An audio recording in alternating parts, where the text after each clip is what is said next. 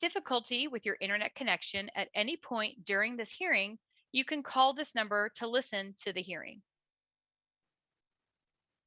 Additionally, individual internet connections and bandwidths may impact your viewing experience this evening. We recommend closing all apps and programs and limiting other streaming or downloads during this hearing. Finally, we're running this hearing using Zoom webinar, which mutes all participants and restricts video feeds. Only the meeting host can unmute you. We will conduct the online public hearing in two parts. First, AST will provide a presentation in both English and then in Spanish. Then we will conduct a facilitated comment session where interested parties can provide oral comments for the record. We will not host a question and answer session during this hearing. Please submit comments by the close of the comment period, which is November 1st, 2021. We invite you to submit comments orally at tonight's hearing, electronically via the project email address, which is spacexbocachica@icf.com, or mailed to Ms. Stacy Z, SpaceX PEA, care of ICF, 9300 Lee Highway, Fairfax, Virginia, 22031. Additionally, AST will make tonight's presentation available on the project website. I would now like to go over a few ground rules for tonight's hearing. Please remember this hearing is being recorded, so please no inappropriate language or comments.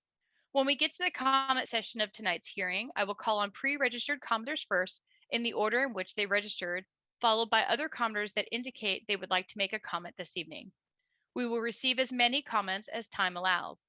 Please note we do have a very large number, over 100 participants on the call who previously registered to speak. So we will be asking everyone to keep their comments to no more than 3 minutes, and this time limit will be strictly enforced this evening. If you are not called on to provide an oral comment today, you can provide those comments electronically or in writing. Please remember all comments, regardless of how they are received, are weighted equally. Again, we will make every effort to receive as many oral comments as possible during tonight's hearing. We appreciate the chance to share the proposed project and environmental process with all of you. We wish we could be together in person, but we are glad to get them together virtually. Again, the purpose of this online public hearing is to share information about the programmatic environmental assessment, provide information on how to provide comments, and to receive oral comments. I would now like to introduce Ms. Stacy Z with AST, and Stacy will introduce herself as well as other FAA and SpaceX team members with us on tonight's call. Stacy? Thank you, Jennifer. Hi, I'm Stacy Z. I'm the Environmental and Stakeholder Coordinator Program Lead for this SpaceX Boca Chica environmental project. Other folks from the team tonight here include Anna Cushman, the lead for SpaceX licensing, Jacob Catton, the lead for SpaceX Boca Chica licensing, and Amy Hansen and Chelsea Clarkson from the Environmental and Stakeholder Coordination team. Now I'm handing this over to Shadir Ijoldi, who is presenting in Spanish tonight.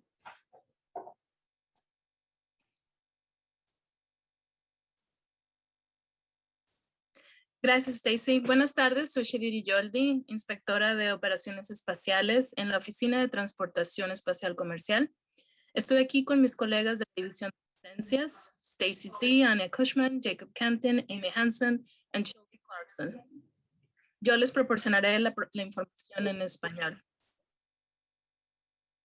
En este momento quisiera señalar que hay un icono en la forma de globo terrestre hacia la esquina inferior derecha. Si selecciona ese icono, usted podrá escoger el idioma español y así podrá escuchar la presentación en el idioma de su preferencia. Una traductora está presente en la sala en español de Zoom para traducir esta reunión y para asistirle con cualquier comentario o pregunta. Estaremos compartiendo la presentación en inglés y después en español. Gracias.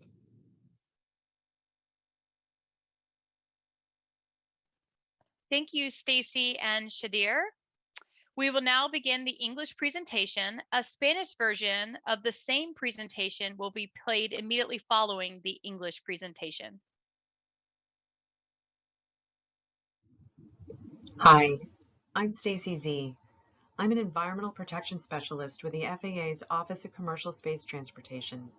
I, along with Anna Cushman and Chelsea Clarkson, will explain the FAA's licensing process and the draft Programmatic Environmental Assessment, referred to as a PEA, for the SpaceX Starship Super Heavy launch vehicle program at the SpaceX Boca Chica launch site in Cameron County, Texas. Afterwards, Shadira Joldi will provide the same information in Spanish. After the presentation, you will have the opportunity to provide oral comments on the potential environmental issues outlined in the draft PEA. We are holding this public meeting because SpaceX is proposing to operate its Starship Super Heavy launch vehicle at its Boca Chica launch site in Cameron County, Texas. Starship Super Heavy launch operations require a permit or license from the FAA. The National Environmental Policy Act, or NEPA, requires the FAA to analyze the potential environmental impacts of a proposed licensing action. The FAA is analyzing the potential environmental impacts for this proposed action and is collecting comments on the draft PEA. As SpaceX plans future activities as part of its Starship Super Heavy program, the FAA would analyze the environmental impacts of these future activities in a tiered environmental document, as appropriate. A programmatic document is a type of general, broad NEPA review from which subsequent NEPA documents can be tiered. Programmatic NEPA documents may be prepared for broad federal actions occurring over a longer period of time. Once a programmatic EA is prepared, project-specific EAs could tier off the original programmatic document. As SpaceX plans future activities as part of its Starship Super Heavy program, the FAA would analyze the environmental impacts of these future activities in a tiered environmental document. Today's discussion focuses on the actions proposed in the PEA. This slide shows the FAA's process for reviewing a vehicle operator license application. The process can occur over a period of months or years depending on the applicant's proposed operation, and it begins with pre-application consultation. Pre-application consultation is the part of the process where the FAA starts coordination with the applicant on their proposed operation. Once the FAA has accepted a license application, the formal evaluation period begins. During this part of the process, the FAA conducts several reviews on policy, payload, safety, airspace integration, financial responsibility, and environmental. The environmental review will be discussed in more detail shortly. Upon completion of the evaluation, if the FAA makes a positive determination and grants an authorization, the next part of the process is an operational phase. This includes compliance monitoring and safety inspections of the operator's licensed activities. An authorization for a vehicle operator license is valid for the period of time necessary to conduct the licensed activity, but may not exceed 5 years from the issuance date. A licensee can then renew the license by submitting an application to the FAA. SpaceX's application for the proposed Starship Super Heavy operations at the Boca Chica launch site is currently in the evaluation phase of the licensing process with the FAA.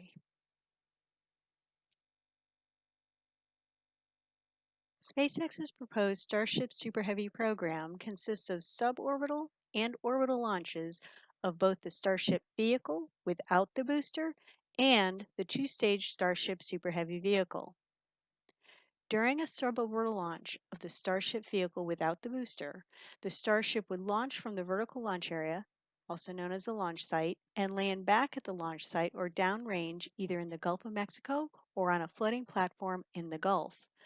During development, SpaceX is proposing to conduct up to 20 Starship vehicle suborbital launches annually. As the program progresses, SpaceX is proposing to conduct up to 5 Starship vehicle suborbital launches annually. Each launch would include a landing. SpaceX is also proposing to conduct up to 5 Starship Super Heavy vehicle suborbital or orbital launches annually. The Starship Super Heavy vehicle would launch from the launch site and then following the launch perform an immediate boost back and landing of the Super Heavy booster. The booster landing may occur at the launch site or downrange in the Gulf of Mexico, either on a floating platform or it would be expended into the Gulf of Mexico. After the Starship second stage completes its suborbital or orbital mission, the Starship second stage may land at the launch site or downrange in the Gulf of Mexico, Atlantic Ocean, or Pacific Ocean on a floating platform. SpaceX's first proposed mission is a launch of the Starship Super Heavy vehicle and involves the Super Heavy booster first stage landing in the Gulf of Mexico and the Starship second stage landing off the coast of Hawaii in the Pacific Ocean. This proposed mission has not yet been authorized by the FAA. Operations would include closures in and around the launch site. For the analysis, SpaceX estimates that the total number of annual closure hours to be 500 hours for nominal operations and 300 hours for anomalies.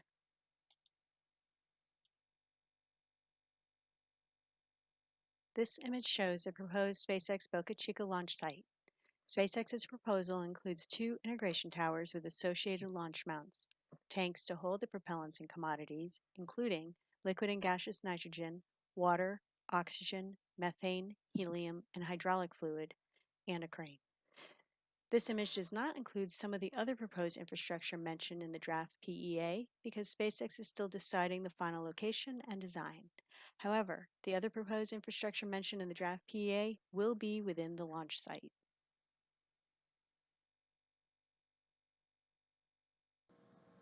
The FAA is the lead federal agency for the PEA. There are 5 cooperating agencies who are included due to special expertise and/or jurisdictions. NASA has space launch special expertise. The U.S. Fish and Wildlife Service has expertise regarding threatened and endangered species and national wildlife refuges. The Lower Rio Grande National Wildlife Refuge is located near the launch site. The National Park Service has special expertise regarding historic properties. The Palmito Ranch Battlefield National Historic Landmark and the Palo Alto Battlefield National Historic Park are located approximately 3 and 19 miles, respectively, from the launch site. The U.S. Coast Guard provides maritime safety and security expertise during launch operations. The U.S. Army Corps of Engineers is responsible for regulating the deposition fill material in waters of the United States. SpaceX has applied to the Army Corps of Engineers for a modification to its Clean Water Act Section 404 permit for impacts of the proposal on waters of the United States, including wetlands. The Texas Historical Commission, Texas Parks and Wildlife Department, Texas General Land Office, Texas Department of Transportation, and the U.S. Navy are participating agencies on the project. This slide lists the environmental impact categories that are analyzed in detail in the draft PEA. The following slides present a high-level summary of the potential impacts for many of the impact categories. Please refer to the draft PEA for a full discussion of potential environmental consequences, as well as proposed mitigation measures to avoid, minimize, or mitigate the potential impacts.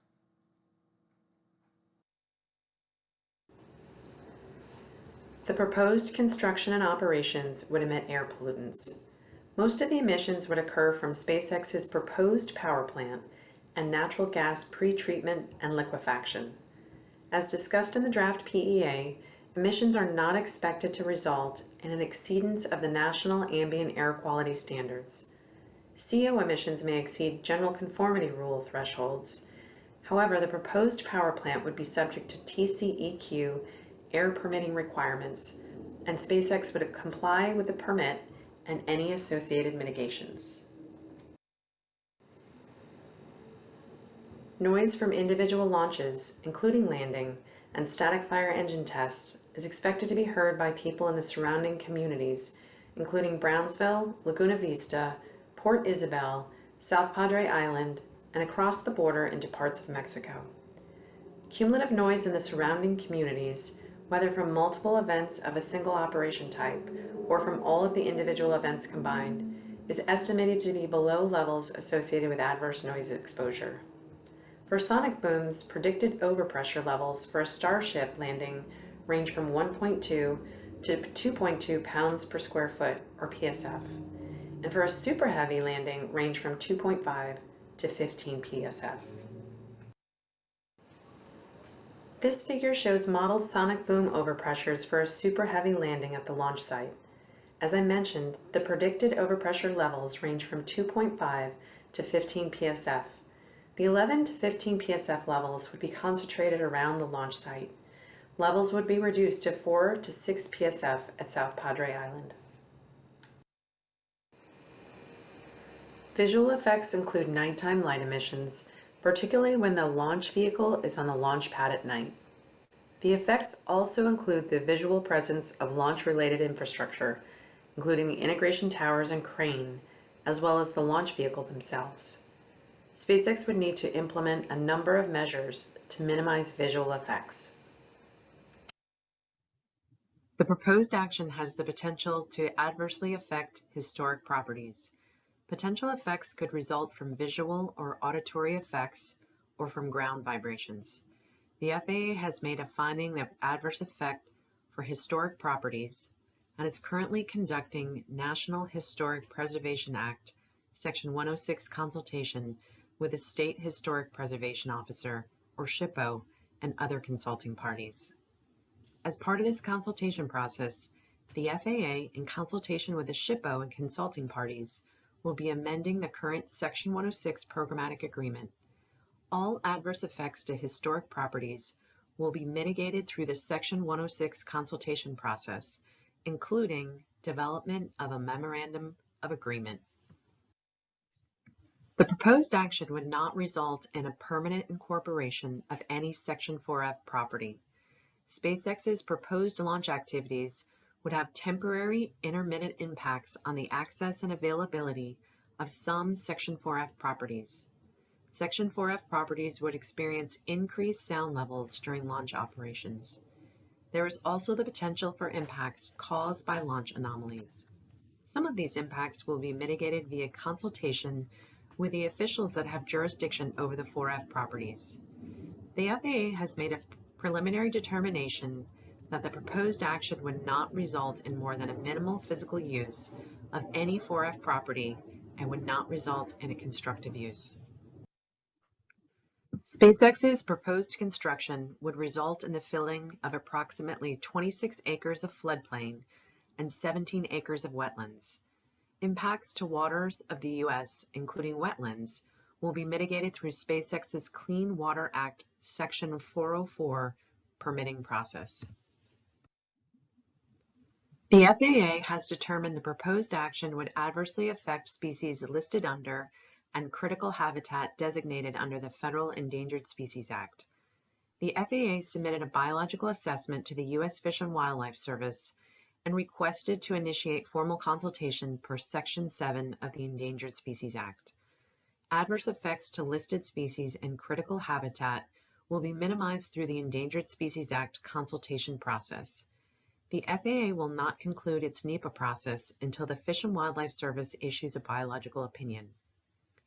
The FAA is also conducting Section 7 consultation with the National Marine Fisheries Service, or NMFS, but does not expect the proposed action will result in adverse effects to listed species and critical habitat under NMFS jurisdiction. The final PEA will document the results of all interagency consultations. The proposed action is consistent with existing land uses at the Boca Chica launch site. As discussed earlier, the proposed action includes 500 hours of annual closures related to nominal operations and 300 hours of annual closures related to anomalies. Closure areas would be established prior to launch-related operations and publicized by Cameron County. The FAA is not responsible for issuing closures. Resources for additional closure information can be found at the bottom of this slide. Now that we have provided an overview of the PEA, we will discuss the current PEA schedule and how you can remain involved.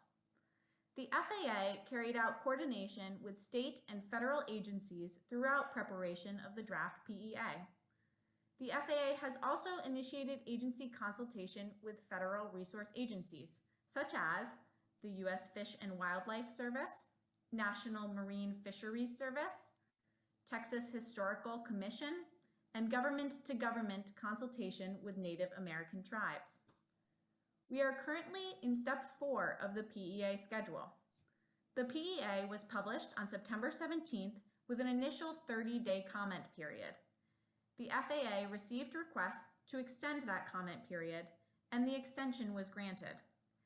Today is a draft PEA public hearing, and the public comment period on the draft PEA closes on November 1st.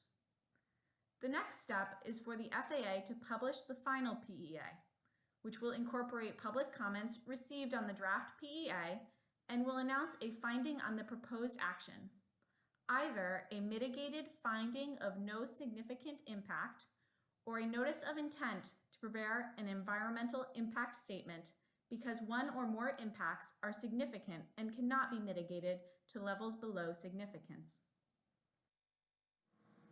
Comments on the draft PEA can be submitted either by email or mail to the addresses on the slide. We request that comments be submitted by Monday, November 1st to ensure that they are considered in the development of the final PEA. The FAA cannot guarantee that comments received after November 1st will be considered in the development of the final PEA. Before including personal identifying information in your comment, be advised that your entire comment may be made publicly available at any time. While you can ask us in your comment to withhold from public review your personal identifying information, we cannot guarantee that we will be able to do so. The draft PEA and a blank public comment form are both available on the FAA's website at the link provided on the slide. The FAA's website also includes a place to sign up for the project mailing list. Members of the mailing list will receive project updates, including notification of the FAA publishing the final PEA and the FAA's finding. The remaining portion of tonight's meeting is reserved for providing oral comments. Jennifer will explain the process.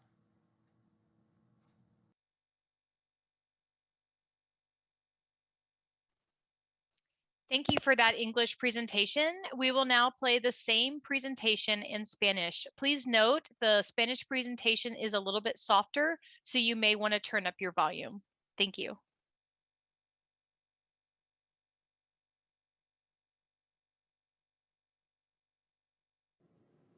Audiencia pública sobre la evaluación ambiental programática para el programa de lanzamiento del cohete de SpaceX Starship Super Heavy Launch en el sitio de lanzamiento de SpaceX en Boca Chica, en el condado de Cameron, Texas. Buenas tardes, mi nombre es Shediri Yoldi y soy una inspectora de operaciones espaciales en la Administración Federal de Aviación en la Oficina de Transportación Espacial Comercial. Yo, junto a mis colegas, les explicaremos el proceso para la licencia de lanzamiento, que es autorizada por el FAA, y la evaluación ambiental programática en desarrollo, abreviada como PEA, para el programa de SpaceX del cohete Starship Super Heavy en el sitio de lanzamiento de SpaceX en Boca Chica, en el condado de Cameron, Texas. Después de la presentación, usted tendrá la oportunidad de proporcionar sus comentarios orales sobre los posibles problemas ambientales de los que se habla en el PEA en desarrollo. ¿Por qué estamos aquí? Estamos llevando a cabo esta reunión pública porque SpaceX está proponiendo operar su cohete Starship Super Heavy en el sitio de lanzamiento en Boca Chica en el condado de Cameron, Texas. Las operaciones de lanzamiento del Starship Super Heavy requieren un permiso o licencia otorgada por la FAA. La Ley de la Política Ambiental Nacional, o NIPA, requiere que la FAA analice los posibles impactos ambientales de la autorización de la licencia propuesta. La FAA está analizando los posibles impactos ambientales bajo la NIPA sobre la acción propuesta y solicitando comentarios sobre el PEA en desarrollo. Asimismo, como parte de los planes futuros de los programas de SpaceX del cohete Starship Super Heavy, la FAA analizaría los impactos ambientales de las actividades futuras en las diferentes fases de los documentos ambientales según corresponda. Evaluación programática ambiental. Un documento programático es un tipo de evaluación general amplia del proceso NIPA, a partir de la cual se pueden desprender posteriormente otros documentos. Los documentos programáticos de NIPA pueden ser preparados para acciones federales amplias que ocurren en un periodo de tiempo prolongado. Una vez que la evaluación ambiental programática se prepare, otras evaluaciones específicas se derivarían del documento original. Como parte de las actividades futuras de SpaceX del programa Starship Super Heavy, la FAA analizaría los impactos ambientales de las actividades futuras en un documento que se derivará del original. El día de hoy la discusión se enfoca en las acciones propuestas en el PEA.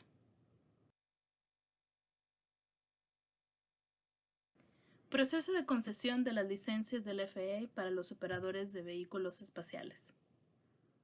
Esta diapositiva muestra el proceso del FAA para evaluar la aplicación de la licencia para los operadores de vehículos espaciales o cohetes. El proceso puede tomar meses o años dependiendo de la operación propuesta por el aplicante y comienza con la consulta para la preaplicación.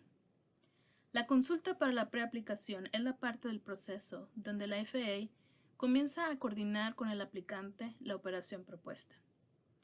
Una vez que la FAA ha aceptado la aplicación para la licencia, el periodo de evaluación formal inicia. Durante esta parte del proceso, la FAA conduce varias evaluaciones sobre la política nacional, la carga útil, seguridad pública, integración con el espacio aéreo, responsabilidad financiera e impactos ambientales.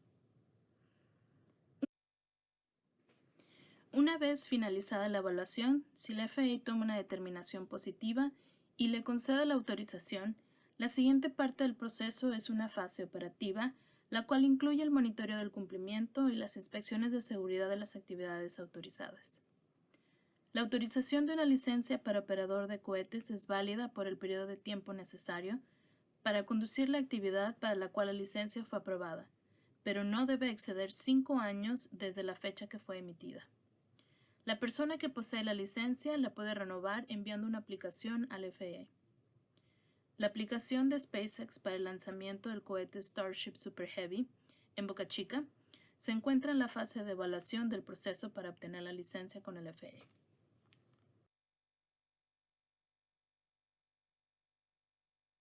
Operaciones de lanzamiento propuestas.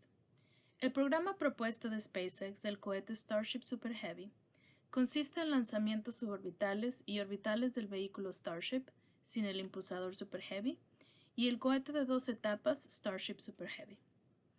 Durante el lanzamiento suborbital del vehículo Starship, el cohete sería lanzado desde el área de lanzamiento vertical o sitio de lanzamiento y volvería al sitio de lanzamiento o se desviaría hacia el Golfo de México o hacia una plataforma flotante en el Golfo. Durante el desarrollo del programa, SpaceX está proponiendo conducir hasta 20 lanzamientos suborbitales del vehículo Starship. A medida que progresa el programa, SpaceX está proponiendo hasta 5 lanzamientos anuales suborbitales del cohete Starship. Cada lanzamiento incluiría un aterrizaje. SpaceX también está proponiendo conducir hasta 5 lanzamientos suborbitales u orbitales del cohete Starship Super Heavy anualmente. El cohete Starship Super Heavy se lanzaría desde el sitio de lanzamiento y luego a continuación y de manera inmediata, la primera etapa o el impulsador Super Heavy volaría de regreso y aterrizaría. Luego de que la segunda etapa del cohete Starship termine su vuelo suborbital o misión orbital, podría aterrizar en el sitio de lanzamiento o se desviaría hacia una plataforma flotante en el Golfo de México, el Océano Atlántico o el Océano Pacífico. La primera misión propuesta por SpaceX es el lanzamiento del cohete Starship Super Heavy e involucra el aterrizaje de la primera etapa en el Golfo de México y la segunda etapa del cohete aterrizando en la costa de Hawái en el Océano Pacífico. Esta misión no ha sido autorizada aún. Las operaciones incluirían los cierres dentro y alrededor del sitio de lanzamiento.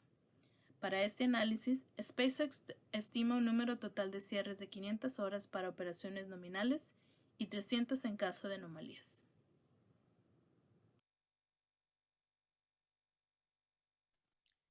Ladies and gentlemen, for Ciclo de those just lanzamiento. joining the meeting, as a reminder, we just finished the presentation in English. We're now playing the same presentation in Spanish, and then we will resume the meeting in English following this Spanish presentation. Thank you. La imagen muestra el sitio de lanzamiento de SpaceX en Boca Chica. La propuesta de SpaceX incluye 2 torres de integración con las monturas de lanzamiento asociados, tanques para propelentes y materia prima, incluyendo nitrógeno líquido y gaseoso, agua, oxígeno, metano, helio y líquido hidráulico, y una grúa.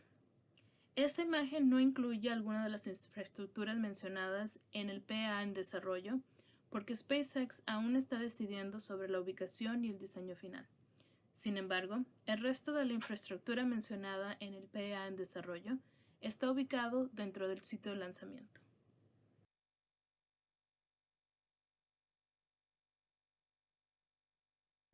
Agencias líderes y colaboradoras. La FAA es la agencia federal que lidera el FAA.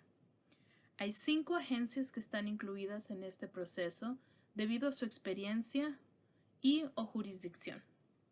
La NASA tiene experiencia en lanzamientos espaciales. El Servicio de Peces y Vida Silvestre de los Estados Unidos tiene experiencia en cuanto a las especies amenazadas y en peligro de extinción y refugios de vida silvestre nacionales. El Refugio Silvestre Nacional del Bajo Río Grande está localizado cerca del sitio de lanzamiento. El Servicio Nacional de Parques tiene experiencia especial en propiedades históricas.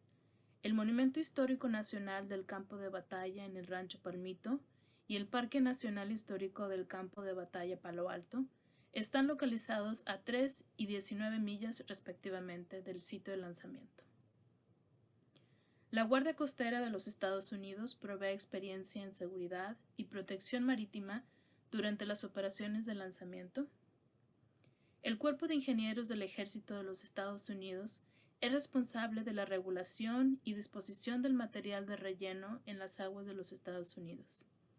SpaceX ha solicitado al Cuerpo de Ingenieros del Ejército de los Estados Unidos una modificación al permiso de la sección 404 de la Ley de Agua Limpia debido a los impactos de la propuesta en las aguas de los Estados Unidos, incluyendo los humedales. La Comisión Histórica de Texas, el Departamento de Parques y Vida Silvestre de Texas, la Oficina General de Tierras de Texas, el Departamento de Transporte de Texas y la Base Naval de los Estados Unidos son agencias que están participando en el proyecto también.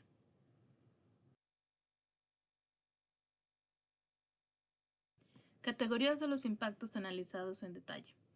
Esta diapositiva lista las categorías de impactos ambientales que serán analizadas en detalle en el FAA en desarrollo.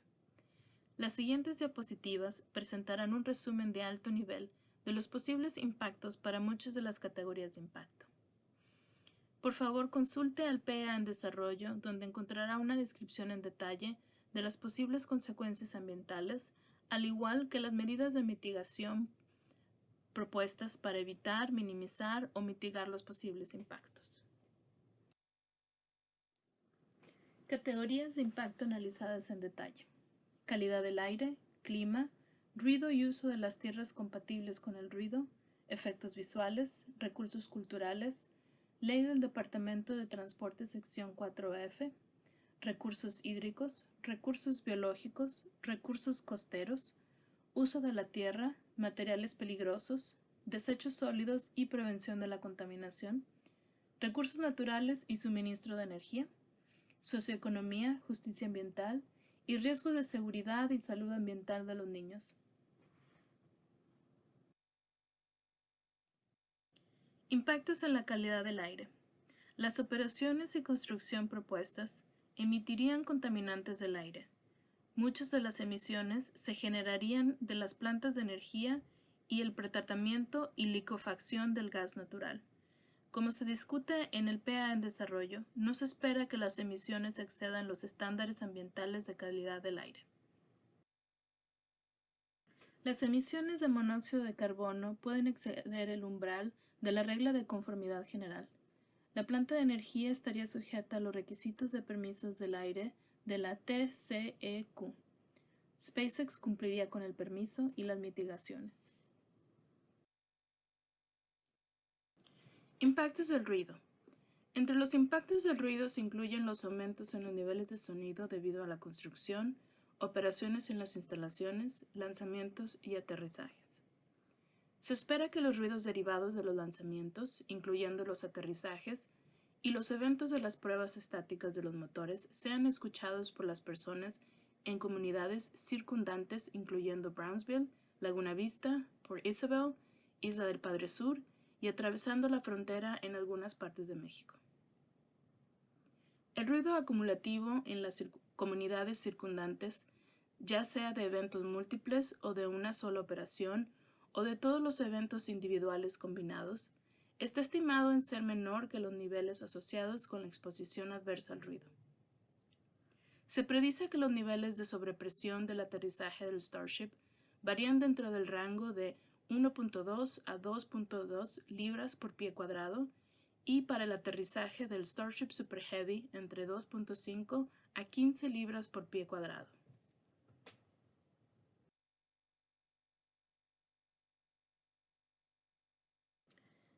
Esta ilustración muestra la sobrepresión resultante de la explosión sónica durante el aterrizaje del Starship Super Heavy en el sitio de lanzamiento. Como lo mencioné con anterioridad, la predicción sobre los niveles de sobrepresión varían dentro del rango de 2.5 a 15 libras por pie cuadrado. Alrededor del sitio de lanzamiento, los niveles de sobrepresión pueden alcanzar de 11 a 15 libras por pie cuadrado. Estos niveles se reducirían al rango entre 4 a 6 libras por pie cuadrado en la Isla del Padre Sur.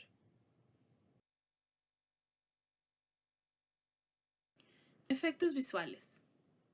Los efectos visuales incluyen emisiones de luz durante la noche, particularmente cuando el cohete está en la plataforma de lanzamiento, así como la presencia visual de la infraestructura relacionada con el lanzamiento, incluyendo las torres de integración y la grúa, así como los cohetes. SpaceX necesitaría implementar una serie de medidas para minimizar los efectos visuales.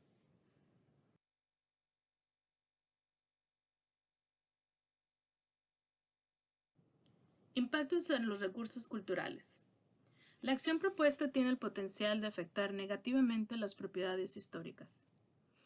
Los posibles efectos pueden ser a causa de efectos visuales o auditivos o de vibraciones del suelo. La FAA ha encontrado un efecto adverso para las propiedades históricas y actualmente está llevando a cabo una consulta de la sección 106 de la Ley de Preservación Histórica Nacional con el Oficial Estatal de Preservación Histórica, o SHPO, y otras partes consultoras. Como parte de este proceso de consulta, la FAA, y en consulta con el SHPO y las partes consultoras, modificará el acuerdo programático de la sección 106. Todos los efectos adversos a las propiedades históricas se mitigarán a través del proceso de consulta de la sección 106, incluido el desarrollo de un memorándum de acuerdo. Ley del Departamento de Transporte, sección 4F. La acción propuesta no resultaría en una incorporación permanente de ninguna propiedad de la sección 4F. Las actividades de lanzamiento propuestas por SpaceX tendrían impactos temporales e intermitentes en el acceso y la disponibilidad de algunas propiedades de la sección 4F. Las propiedades de la sección 4F experimentarían un aumento de los niveles de sonido durante las operaciones de lanzamiento. También existe la posibilidad de impactos causados por anomalías de lanzamiento. Algunos de estos impactos se mitigarían mediante consultas con los funcionarios que tienen jurisdicción sobre las propiedades 4F. La FAA ha hecho una determinación preliminar de que la acción propuesta no resultaría en más que un uso físico mínimo de cualquier propiedad 4F y no resultaría en un uso constructivo.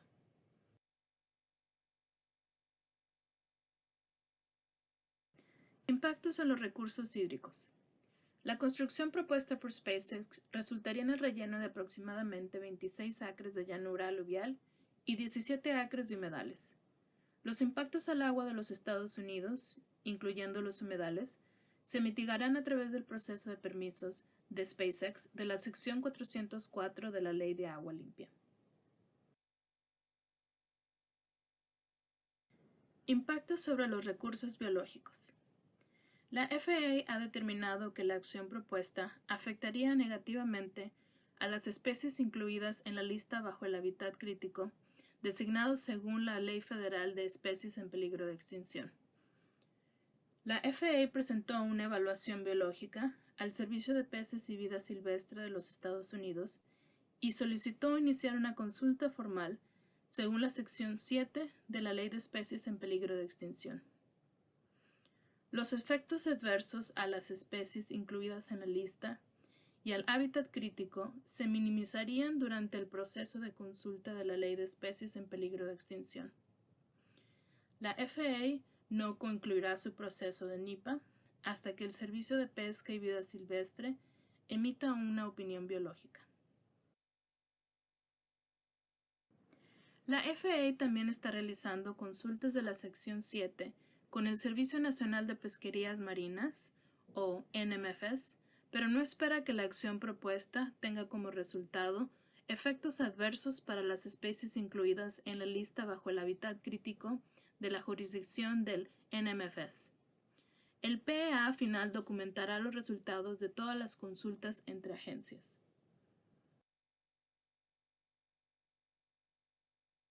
Impactos en el uso de la tierra.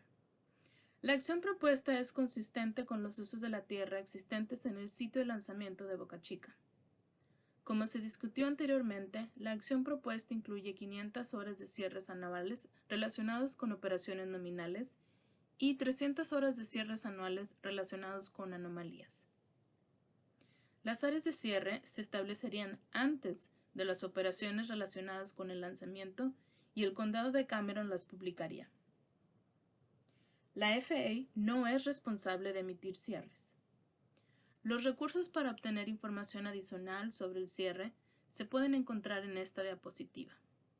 La línea directa, la página web del condado de Cameron y para suscribirse a las actualizaciones de texto.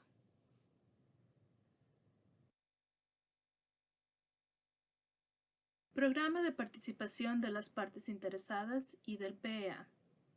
Ahora que se ha proporcionado una descripción general del PEA, discutiré el calendario actual del PEA y cómo usted puede seguir involucrado. La FAA llevó a cabo la coordinación con las agencias estatales y federales durante la preparación del PEA en desarrollo.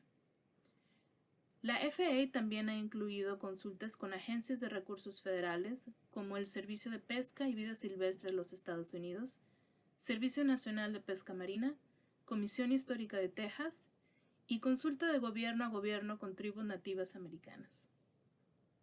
Actualmente estamos en el paso 4 del programa PEA. El PEA se publicó el 17 de septiembre con un periodo inicial de comentarios de 30 días.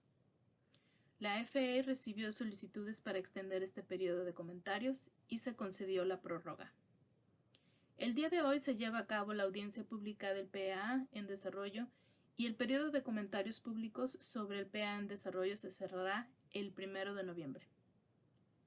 El siguiente paso es que la FAA publique el PEA final, que incorporará los comentarios del público recibidos en el PEA en desarrollo y anunciará un hallazgo sobre la acción propuesta, ya sea un hallazgo mitigado de impacto no significativo o un aviso de intención de preparar un informe ambiental debido a que uno o más impactos son significativos y no pueden mitigarse a niveles por debajo de su significancia. Comentarios sobre el PEA en desarrollo. Los comentarios sobre el PEA en desarrollo se pueden enviar por correo electrónico o por correo postal a las direcciones que aparecen en la diapositiva. Solicitamos que los comentarios se envíen a más tardar el lunes 1 de noviembre para garantizar que se tengan en cuenta en el desarrollo del PEA final. La FAA no puede garantizar que los comentarios recibidos después del 1 de noviembre serían considerados en el desarrollo del PEA final.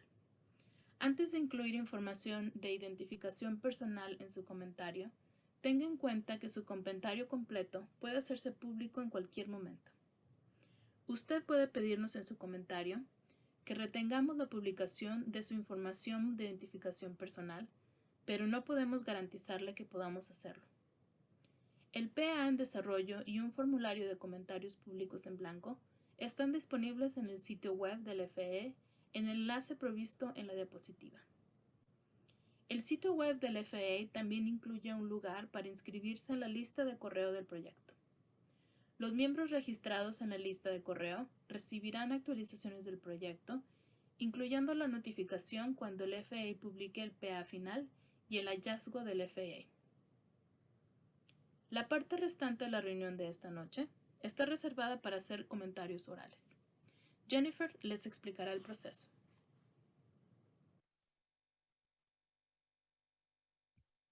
Thank you for those English and Spanish presentations. We have now reached the second part of the online public hearing, a facilitated comment session. As a reminder, this online public hearing is being recorded, transcribed, and translated. I would like to call your attention to the globe at the bottom right of your Zoom screen. If you click on this icon, you can choose either English or Spanish to ensure you are listening to the hearing in your desired language. Shadir, would you please translate that in the English channel one more time?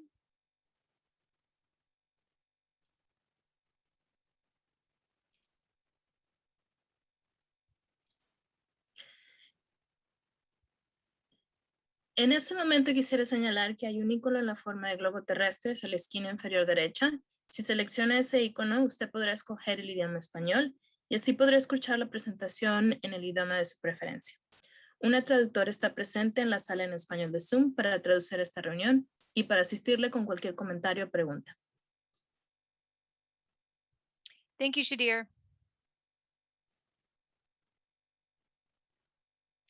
Ladies and gentlemen, we have over 100 people who have indicated they would like to make an oral comment during pre-registration. I will call on you in the order in which you signed up. I will place the names of the commenters 5 at a time in the chat box. The first 5 names have already been placed in the chat box. Once I call your name, please raise your hand to identify you are ready to provide your oral comment, and I will ask you to unmute. Each comment will have 3 minutes. Each commenter will have 3 minutes to make their comments. At the start of your comments, please state your full name for the record. I will ask if others wish to make comments this evening as time allows. Again, we are not hosting a question and answer session this evening, and any comments or questions posted in the chat feature will not be included as formal comments. Ladies and gentlemen, our first 5 speakers tonight are Corey Schuenberger, Molly Smith, Jenny Spicer, Becca Hinojosa, and Jean Gore. If you would please raise your hand so I can identify you, and I will call on you.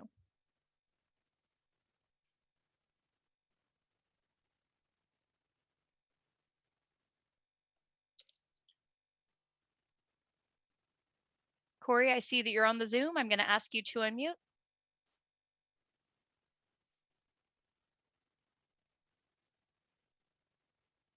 Corey Schoenberger, I'm asking you to unmute so you can provide your oral comments.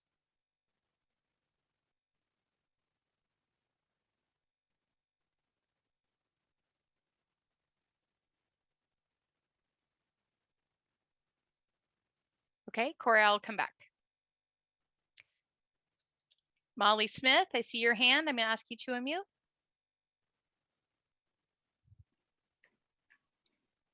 Can you hear me? I can. Go ahead. You have 3 minutes. My name is Molly Smith, and I'm a permanent resident of South Padre Island. I've read the PEA, including the appendices and the addendums to the 2014 EIS. Today, I'm asking you, the FAA, and the other agencies that regulate public safety and are the guardians of our water, air, and environmental resources, conduct the analysis necessary to prepare a new EIS based on the new scope of the SpaceX endeavor. The 2014 EIS, based on Falcon 9 Falcon Heavy, is not useful as it does not address major changes to the rockets and facility infrastructure. The Starship Super Heavy thrust is 4 times greater than the Falcon 9 Falcon Heavy. That was going to be tested at Boca Chica facility. And in fact, the increased number of launches and landings is already having a greater cumulative impacts on beach access and the surrounding ecosystem. In the January 2021 scoping hearings, one of the important public requests was that there be a launch failure analysis that would include impacts on the Port of Brownsville, Port Isabel, SPI, and the only bridge to the island. This was not addressed in the PEA, nor was there any discussion of who would be responsible for emergency services in case of a launch failure. There needs to be a comprehensive response plan that includes the identification of parties responsible for actions and costs. This cannot be fully assessed without a complete EIS. According to the May 2020 written reevaluation, the FAA is authorized to grant launching licenses and experimental permits. It does not have regulatory authority over all of SpaceX's activities at Boca Chica. Those include most of the construction of facilities, such as the power plant, the natural gas pretreatment facility, and the desalination plant. These are not insignificant operations, and indeed, concerns have been raised by the Texas Parks and Wildlife Department and the U.S. Fish and Wildlife Service regarding changes to the scope of the project. In that May 2020 document and others, the concerns were downplayed or dismissed. It is clear that the FAA, should prepare an EIS. One would think that the FAA, in order to assure the public that it is following all of the appropriate protocols, would want to go with safety first and be in compliance with all NEPA guidelines. So I hope that you, the FAA, along with other federal agencies who exist to protect us and our resources, will act independently and complete an EIS on the new SpaceX project so that you can understand all the impacts and be able to act accordingly. Thank you. Thank you for your comments. Our next speaker is Jenny Spicer. Jenny, I'm going to ask you to unmute.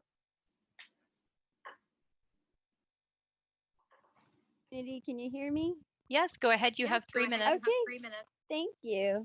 Hello, I'm Jenny Spicer, and I have been a member of the Brownsville community. I joined Brownsville in July. I came and checked it out in February, and it wasn't as far as long as I was hoping, and so we left and wandered about. My daughter and I then came and relocated here. Our life, we've been homeschooling for 5 years. I've been into space my whole life. So we're a type of local, and I think it's important to designate that the gal that spoke before me is a different type of local than people like me that are going to be coming following a dream. So we're going to need to make sure we have different aspects of what we consider like local feedback. I'm 100% a believer in being a multiplanetary species. While I've been here, the one thing I can tell you is a few of my experiences. This morning I met a man, he had a falcon in his car. I was down there right by the Rio Grande. He had a falcon in his car. He said he caught 4 days ago at San Padre Island. So I found that. I've investigated the libraries here. They need one in West Brownsville. Every day I've never watched. I haven't been in Texas before, so I found some really interesting things just about Texas in general. I've watched about 200 trains in my backyard, all carrying oil. And then also carrying wind power, big long wind mills coming from Mexico, and that's made me question the border. So I've had a chance to go to the border. I believe that's an experience everybody should have. There's things I've learned here.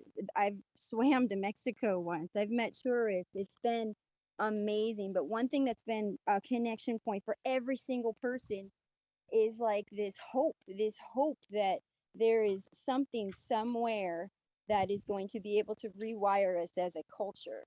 And I believe it is space. I believe I've tried to become the ultimate space fan in my time here at SpaceX. I've painted all kinds of stuff on the beach. I've watched it come right out of the dunes. But I believe that in order to solve for the dynamics of a multi-species preservation, which is what we are, we want to preserve all of Earth. If we want a multi-species preservation for the transition of this multi-species planet to birth a multi-planetary species, I don't want to leave Earth because we have to. I want to leave it in the art of exploring and discovering, and I believe that's exactly what SpaceX is doing. In my time, I have seen such love, such care. I have seen beautiful partnerships. I love you, SpaceX, and 30 not seconds. to be understated, I love you, Elon Musk, too. And I believe that water collections and desalination plants are a passion, and I believe this community would benefit very highly from these. Thank you so much. I love being in America. I've never flown so many flags. I feel more patriotic now than I think I have my whole life.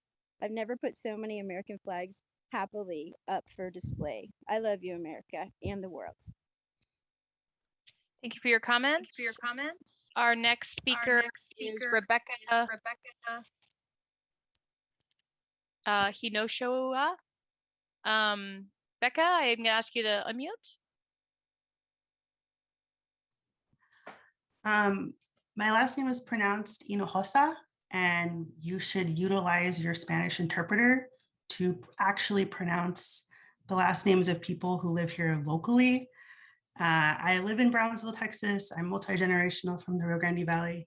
And first and foremost, the Spanish translation and outreach by the FAA is a joke, and in fact is actually a violation of the Title VI Civil Rights Act, which organizations in the Rio Grande Valley have filed a complaint with the FAA's Office of Civil Rights. First of all, these slides for this presentation should have been translated into Spanish. It's not enough to just have audio. You also need to have Spanish text.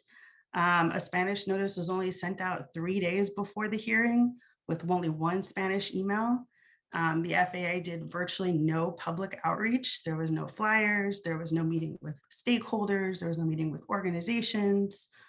And at minimum should have released Spanish notice 30 days in advance, just like English notice was posted 30 days in advance.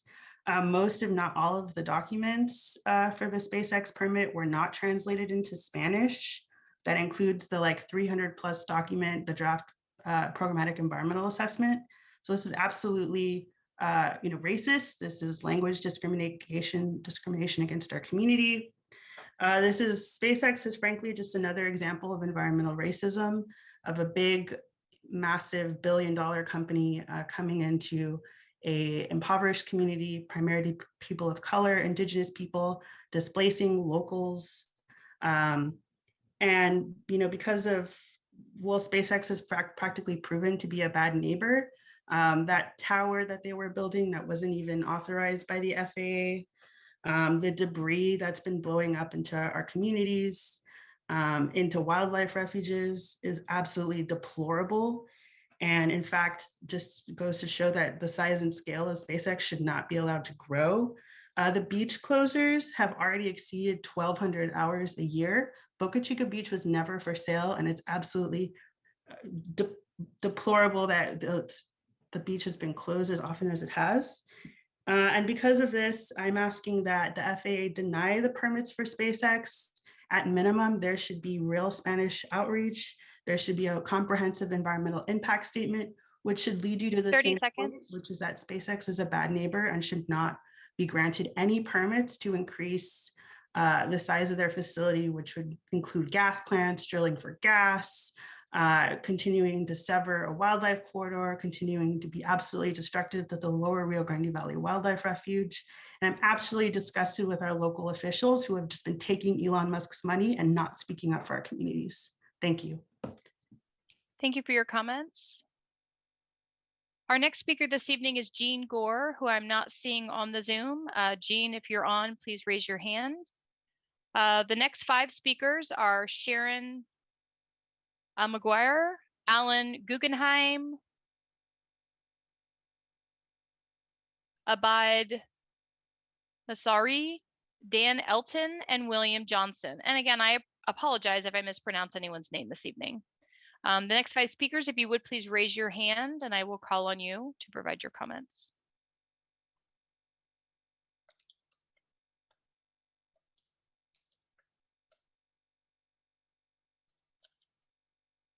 Abid, I see your hand is raised. I'm going to ask you to unmute.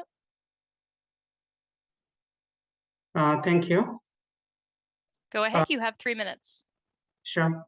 So I just want to start and say, I know this is an emotional topic for other people. I just pray that in trying to gather these comments, we just express ourselves without hurling insults towards each other. As I mentioned before, that what is happening with SpaceX at Boca Chica is nothing which has never been done before. So we should just try to give SpaceX the chance. And in terms of the environmental concerns, I already see that SpaceX, for example, is offering 100 million for research into carbon capture. I still feel that it can also look towards into researching on how to reduce sound levels, like the Helmholtz resonators research, which has been done in Europe, which can reduce sound levels by 20 decibels, or trying to invest in tuned dampers to reduce the vibration frequency of the rocket. Anything that would try to make it easier for the environment. But at the same time, I advocate for them getting this permit. Research, groundbreaking research should not be stalled because there are issues which needs to be addressed. Still, the issues can be addressed, but they must not be delayed into reaching their goal. This will help even future generations to come. We might not be the ones who will be able to go to Mars or to the moon, but our children, our future generations should appreciate what we paid for them, and we should not try to stifle development. That was my submission. Thank you. Thank you for your comments. I do not see Sharon or Alan on the Zoom this evening. Dan Elton, I'm going to ask you to unmute. Okay. Okay, go ahead. You Yes. have 3 minutes. Thanks. My name is Dan Elton, and I appreciate the chance to speak. I think it's worth looking at the larger picture here and recognizing that we have a problem in this country with the NEPA regulation. And while that regulation was well intended to protect the environment, it has really led to our inability to build. Since 2008, China has built more than 15,000 miles of high-speed rail. The US has built none. Our airports are crowded and inefficient. And this is all because when these environmental reviews are done, people ask for further review, and then things get delayed and delayed and delayed. Now, if you look at the programmatic environmental assessment that SpaceX did, it is extremely thorough. It's 151 pages and 308 pages of appendices. But it could be 1,000 pages long, and you still have environmentalists coming to meetings like this complaining, right? Because that's what they do. That's their shtick. But if you just look at this document, it goes into excruciating detail over every possible environmental impact. And we have to be honest, there are some environmental impacts, but I believe they are very small. So for instance, there's going to be 11 acres that are going to be built up that will affect the piping plover habitat. But if you look at the total habitat of piping plover, that's just 0.15%. So it's really not that big. Now, a few other points real quickly about the beach. Elon Musk has actually said that they could build a tunnel from South Padre Island to the beach. So that would make it a lot easier for people to access during the road closures. I think Elon Musk and SpaceX are trying to be a really good neighbor to the community. And it amazes me how much vitriol there is for the company, because they're providing a lot of jobs to locals. And honestly, if you look at most of the people there working those jobs, they are people of color. So it's really mind-boggling to me that people would say SpaceX is bad for people of color. It's really surprising. But anyway, they've looked at sonic booms. They're going to land offshore. They've really looked at everything. So I think that this PEA should be approved. Thank you.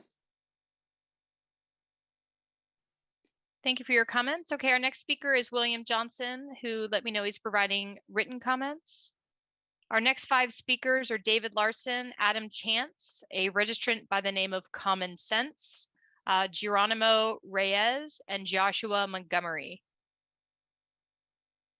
If you would please raise your hand so I can identify you. Common Sense, I see your hand is raised. I will ask you to unmute.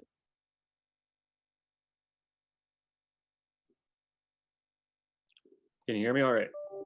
Yes, go ahead. Please state your full name for the record. All right, I'm speaking on behalf of the Common Sense Skeptic community. Our channel has released several videos with regards to past agreements made between Musk, the FAA, and the state of Texas.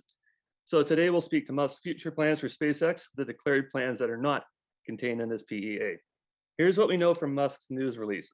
Musk intends to use Boca Chica as his starbase of operations. Musk intends to colonize Mars using Starship, a ship incapable of bringing to orbit everything it requires for an interplanetary mission. Excuse me. Musk states every Starship will require 10 to 14 tanker launches to refill them, call it 12 apiece. Musk intends to launch 3 crewed vessels per day to queue in orbit while tankers refill them. So this paradigm requires 39 total launches every day. If Musk honors Texas state law and operates between 7 and 7, that's 1 launch every 19 minutes, or 3 launches per hour. The progressions of events would require landing 39 boosters and 36 tanker versions of Starship for a total of 75 landing events every day. If Musk honors state law, that's 7 landings per hour. Re-landing rockets was never addressed in the 2014 EIS. Every single event carries the inherent risk of explosion that accompanies rocket launches. Using Musk's declaration, you're looking at a nonstop rate of 10 events per hour, meaning that Highway 4 would be permanently closed to public use.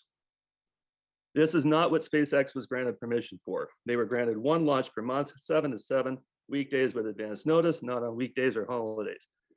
The rocket they're going to launch was supposed to be the much smaller Falcon system. Musk did not launch what he promised they would launch. They were given permission to build a launch complex similar to what SpaceX uses at Vandenberg, but Musk did not build what they promised they would build. So what the FAA, the EPA, and every other interested party needs to look at is not this document. As destructive as this one is, you must look down the road to what the next step will look like. The one after that, the one after that, until Musk, in his declared quest to become the emperor of Mars, is launching 40 ships a day from this site with 80 landings every day of the year. The FAA told Musk what he was allowed to build at Boca Chica. He ignored you and did what he wanted. State of Texas told him to operate 7 to 7 on weekdays. He ignores them and does what he wants. County told Musk he had permission to block Highway 4 for a max of 300 hours per year. He ignores them and does what he wants. Presently, the FAA told Musk to stop building an unapproved launch tower. He ignores you and does what he wants. This will be your last chance to reel Musk in and hold him to account. If you 30 seconds. Thank you. If you allow him to double the launch pad, destroy more protected park space, build a pipeline to fuel a natural gas power plant meant for 100,000 homes in the middle of Boca Chica State Park, you will have destroyed a natural paradise for no other reason than to pander to a billionaire who has abused and ignored every single agreement he's ever made in Boca Chica.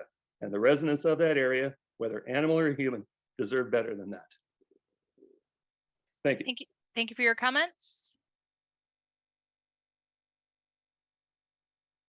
I'm not seeing David Larson, Adam Chance, or Geronimo Reyes on the line this evening. So our next speaker is Joshua Montgomery. I see your hand. I'm going to ask you to unmute.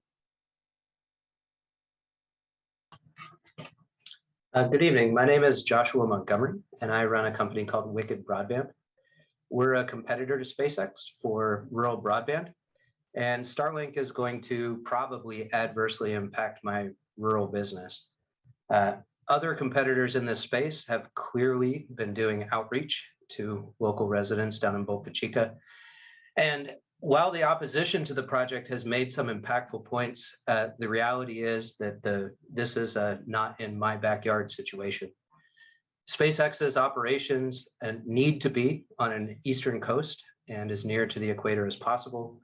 There are a limited number of sites available, and SpaceX chose this site based on location and not on its proximity to low-income communities or to communities that have historically experienced racial discrimination. It's the location to the east and near the equator that makes this location ideal for this facility. No matter where this facility is built, it's going to have some impact on the environment. SpaceX has committed to mitigate the impact, and if I understand their statements on the matter correctly, have agreed to provide additional financial resources for mitigation in other areas. Historically, space launch facilities like the one at Cape Canaveral in Florida have been extremely good for local wildlife. The Space Coast is a refuge for large populations, and I expect the impacts in Texas will be similar. I think that the FAA has a responsibility to our country to make facilities available for space launch that are appropriately located and with companies that are responsible. I think that this location is ideal for SpaceX's operation, and I think that facilities are important. And despite the fact that this is going to impact my personal bottom line, I would like to see the FAA move forward with the environmental studies as they've been provided and allow SpaceX to continue to launch from their Boca Chica facility. And I'll turn over the remainder of my time. Thank you. Thank you for your comments. Our next 5 speakers are Nate Argroves, Shahul Hamid,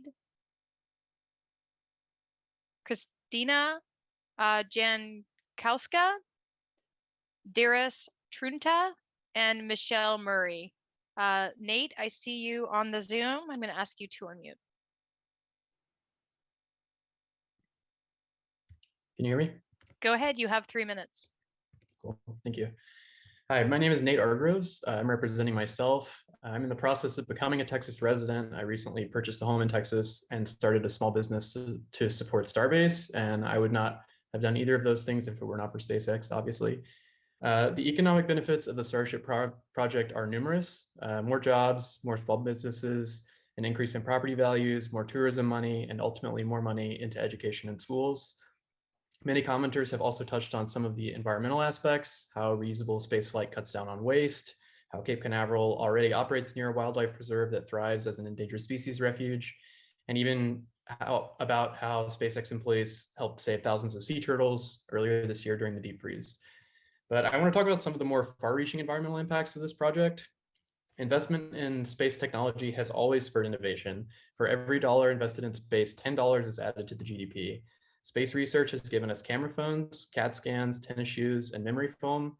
And environmental research in particular is important to the space industry because in space, everything is resource constrained. Some of the first commercial solar panels ever produced were built for a satellite.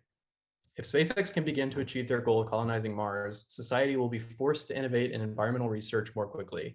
We can't drill for oil on Mars, so we will have to figure out how to build more efficient solar panels for cheaper. We can't grow crops in Martian dirt, so we will have to make advancements in sustainable agriculture.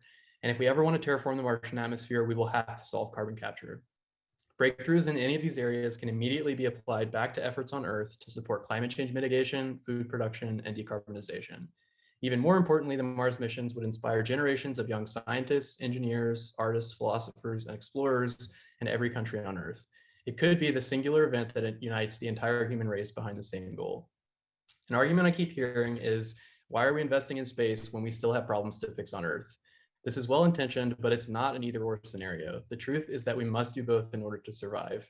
If you are an environmentalist who truly cares about fixing our planet, then supporting space travel is one of the most impactful things you can do. The Starship project underway at Boca Chica could be the most important project in the history of mankind. SpaceX has given America a massive head start in the new space race, and they've given the whole world the hope of becoming a multi-planet species. I implore you to make the right choice and allow SpaceX to continue development of the Boca Chica spaceport unimpeded. I don't mean this lightly when I say that the future of humanity could rest on this decision. Thank you. Thank you for your comments. I'm not seeing Shahul, Christina, or Darius on the Zoom this evening. Michelle Murray, I see your hand. I'm going to ask you to unmute.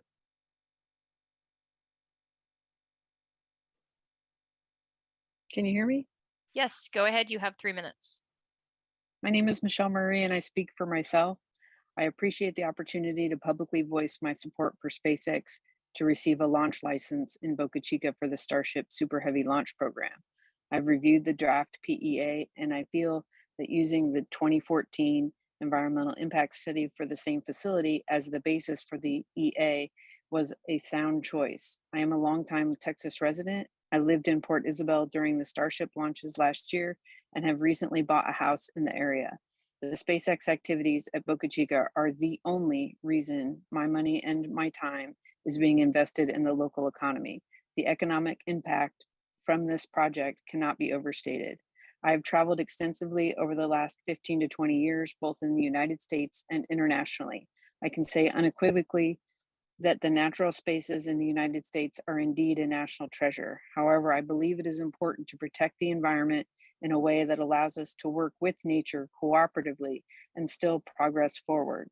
I believe SpaceX's plans are in line with that goal. From the air, it is clear that their footprint in the wetlands is very limited, and I have never been to the site without viewing abundant wildlife. After visiting the Cape Canaveral launch facilities, the limited size and scope of Boca Chica is even more astounding. The 500 hours of beach closures requested equates to only a bit over 5% of the hours in a year, which is minor. The noise from the launches or test firings, while impressive, is short-lived, and from South Padre or Port Isabel, it is similar to the regularly heard fireworks in the area. SpaceX has already demonstrated an eagerness to minimize environmental impact through their extensive use of solar panels and batteries for power, and their plan to distill air locally to provide the needed liquid oxygen and nitrogen in a way that will drastically reduce both traffic and vehicle emissions from deliveries. SpaceX's quick action to help save sea turtles during the freeze last year is well documented and a real testament to their fundamental concern for the local community and environment. Working with local, state, and national agencies and SpaceX, I urge the FAA to issue a finding of no significant impact or mitigated significant impact for this environmental assessment and issue SpaceX an updated launch license as quickly as possible. Thank you. Thank you for your comments. Ladies and gentlemen, I've placed the next 5 speakers in the chat: Jim Avera, Michael Riola, Gerald Black, Ed Griffith, and Maria Galasso. Jim, I see your hand. I'm going to ask you to unmute. Thank you, Jim Avera, last V's and Victor, ERA. What SpaceX is attempting to achieve in Boca Chica is really a once-in-a-lifetime step function. America's continued leadership in space and our national security really depends on them being successful in this venture. As a speaker earlier mentioned, delays compounded on delays due to the review process is the big risk here.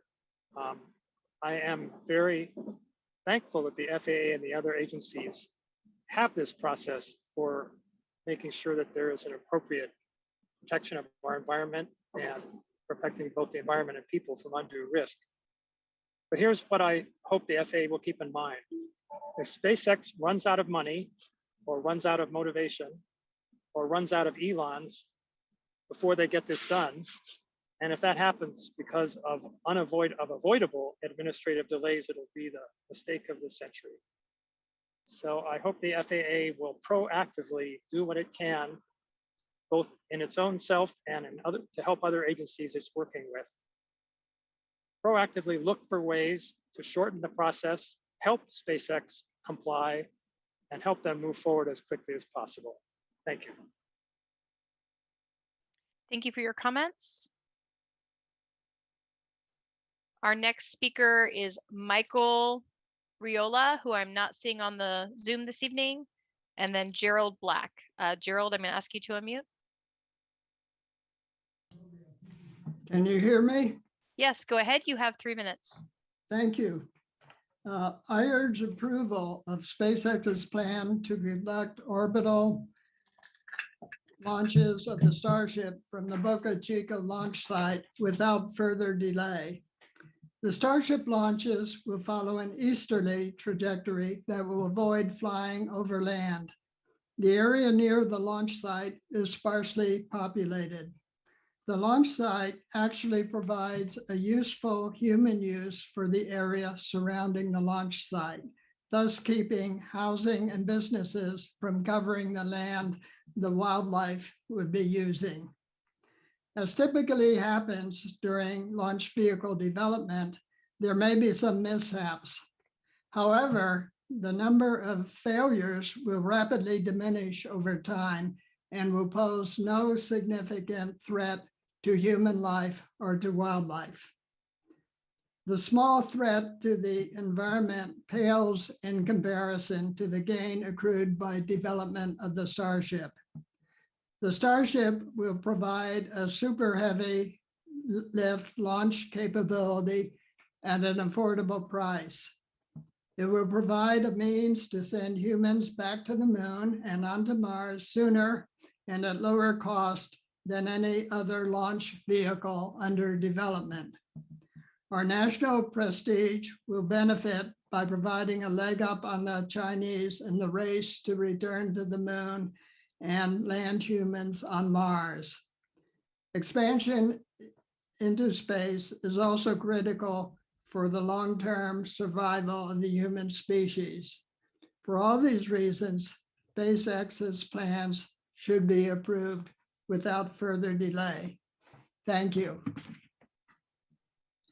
Thank you for your comments. Our next speaker is Ed Griffin. Ed, I'm going to ask you to unmute.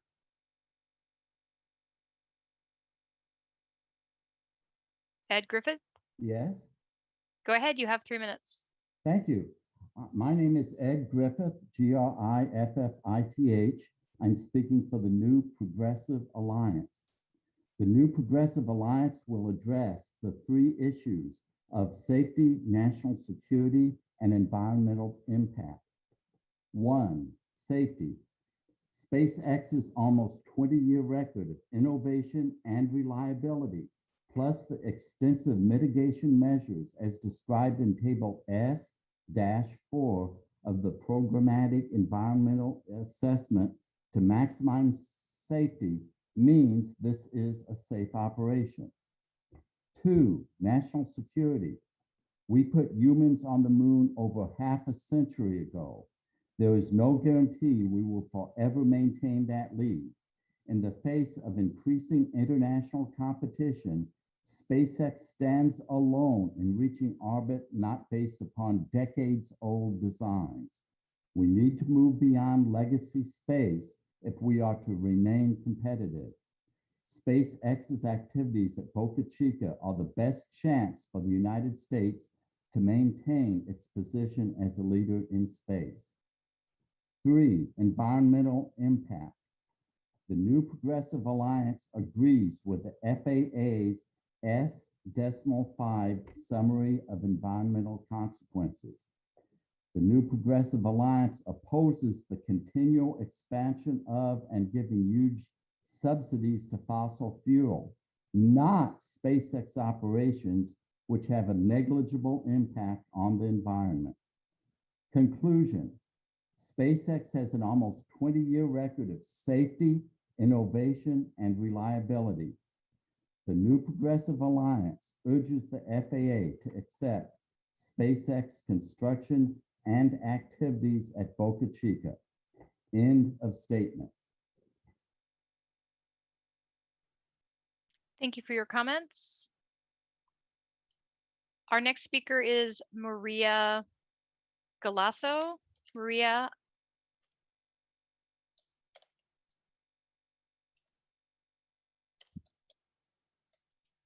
Okay, I saw Maria on the Zoom, but it appears that she's no longer on. Okay. One moment.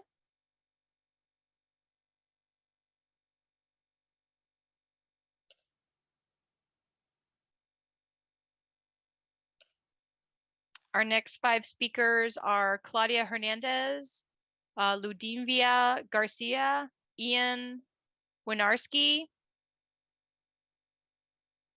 someone by the registered name of I. Capulet, and Ellen Tima. Claudia, I see you on the Zoom. I'm going to ask you to unmute. Claudia Hernandez? Yes, hi. Hi, go ahead. You have 3 minutes. Hi, my name is Claudia Hernandez and I represent myself. I am a long-term resident and I want to speak on myself and how this impacts my community. I have not lived here 1 year, 5 years, or 10 years. I have lived here my entire life. And it's disheartening how people believe that SpaceX is bringing bringing community enrichment, because it's not. They do not know the community. They don't know our language. And for them to think that money that Elon Musk and SpaceX is bringing will benefit us is mistaken. I do not believe that SpaceX should get the new approval for the launch proposal that they're asking for. They're not considering us. My personal experience having to want to go to the beach and the road is always closed, where they have promised that we will not be affected. I choose to live here. I am educated, but choose to live in this community my entire life because of the beauty that we have here, our environment, our people. Our rents are getting higher here. The housing is getting higher.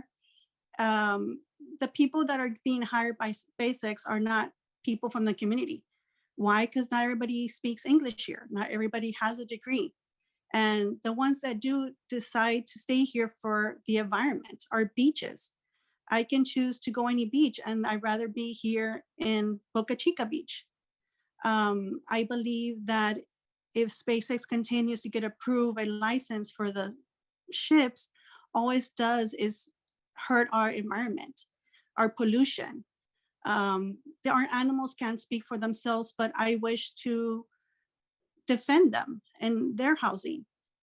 The fact that we could explore in the future is wishful thinking, but my thoughts are from my generation, my people here that choose to live here and choose to protect our land, our community from any more destruction that it already has. As I do believe in building a better community. I do not believe money that SpaceX provides us will help us in the future in that sense. I believe that community will benefit more from the preserving our land, from preventing to be destructed by pollution. I just wish people would see that and respect our land and would think of us. And so the FAA would think of our community first than money. Thank you for your comments. Our next speaker is Ludivina Garcia. I'm going to ask you to unmute. Hello. Can you hear me? Yes, go ahead. You have 3 minutes. Yes. My name is Ludivina Garcia, and I am a lifelong resident of the Rio Grande Valley. One of the fondest memories of my early childhood are the times we would go to South Padre Island. This is the mid-1960s. At that time, there were only 3 restaurants on the island, 1 hotel, and the pavilion, where after frolicking in the Gulf waters, we'd go eat our sandwiches. And another of the fondest memories of my youth is the night of July 20th, 1969, when I saw on our black and white vacuum tube television, men walk on the moon. It is beyond my wildest imagination that 52 years later, a company founded by a man not yet born would choose the Rio Grande Valley of Texas to build a gateway to Mars. This has done tremendous positive things already for the Rio Grande Valley. We are on the map worldwide, and what is happening here is being watched by people worldwide. SpaceX is the greatest private sector venture in the Rio Grande Valley in my 8 decades of life here. I asked the FAA to permit them to do this first orbital launch and to take the steps necessary to make us a multi-planet species. Thank you. Thank you for your comments. Our next speaker is Ian Winiarski. Ian, I'm going to ask you to unmute. Can you hear me? Yes, go ahead. You have 3 minutes. All right. So, hello, my name is Ian Winarski, and today I'd like to discuss the importance of Starship and the Super Heavy vehicles to our species as a whole.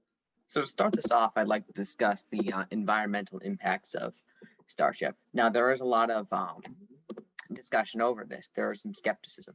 However, it is worth noting that as a result of SpaceX, the fuel of Starship being methane, what actually happens is when the carbon dioxide to form this methane is pulled out of the atmosphere, it is sent back in, and then it is effectively reused, making the system carbon neutral.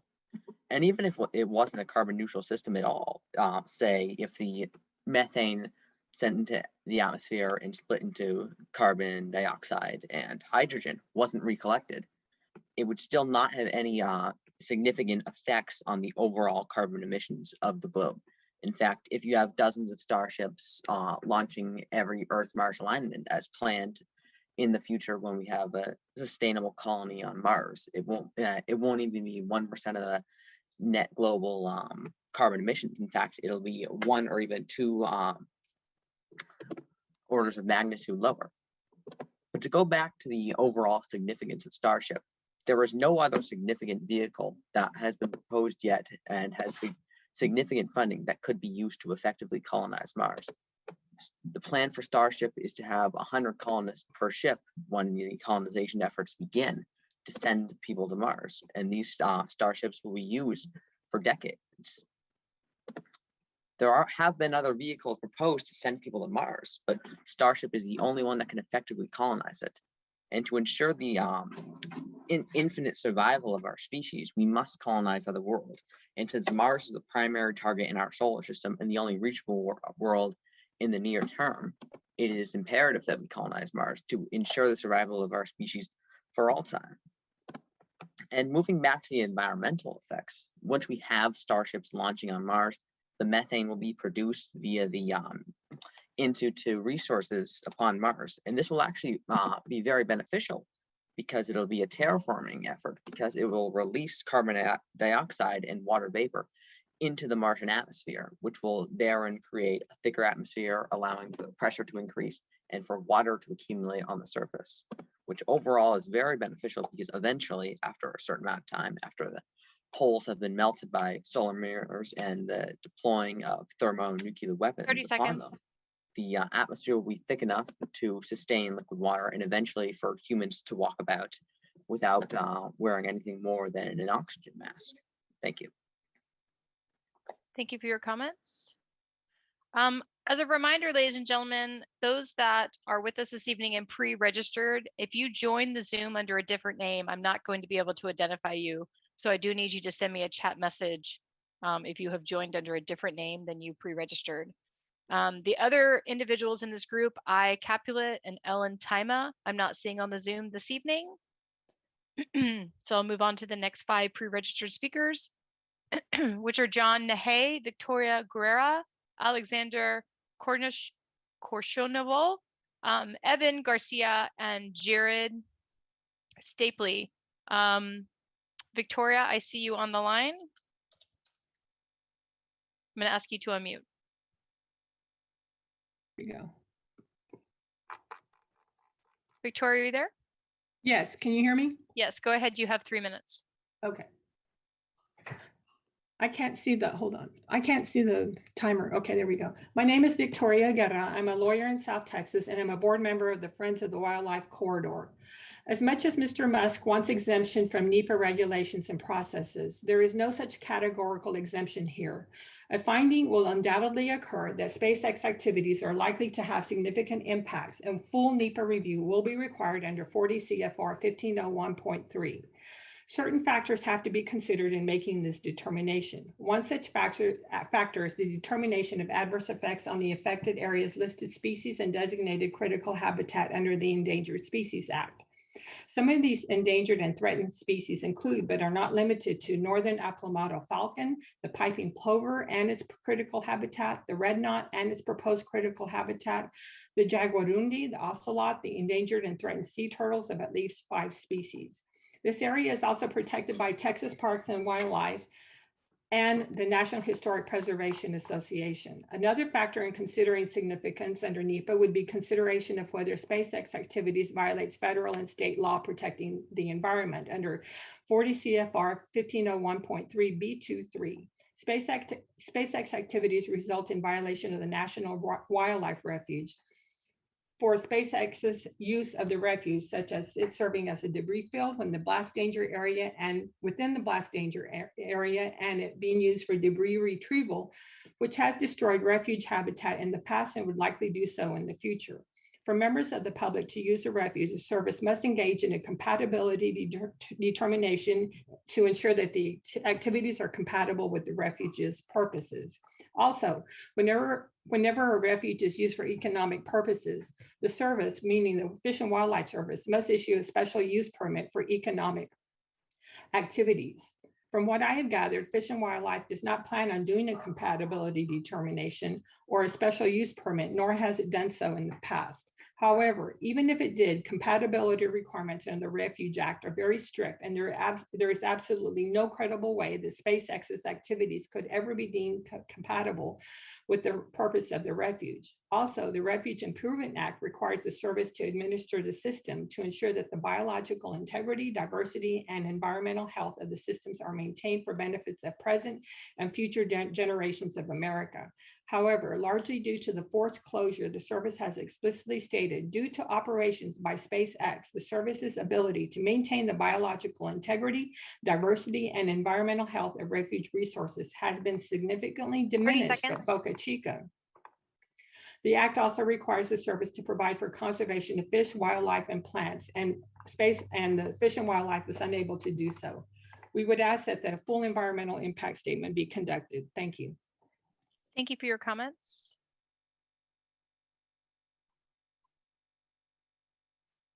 Okay, I'm not seeing John Nahay or Alexander on the call this evening. I do see an Evan. If that's Evan Garcia, please raise your hand to identify yourself. And I'm also not seeing Jared Stapley on the call this evening. Capulet, I see your hand is raised. I will go ahead and call on you.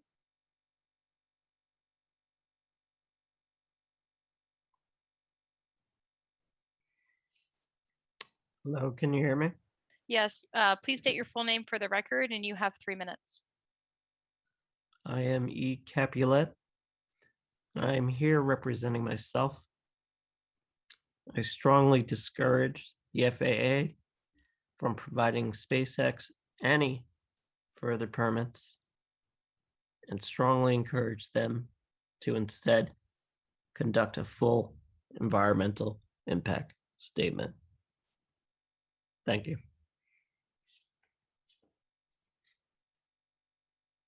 Thank you for your comment.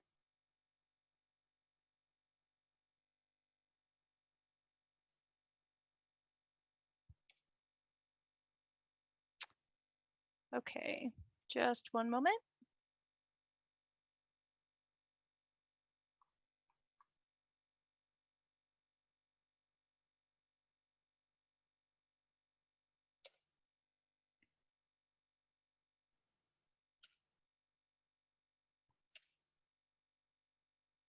Okay, I placed the next 5 speakers in the chat.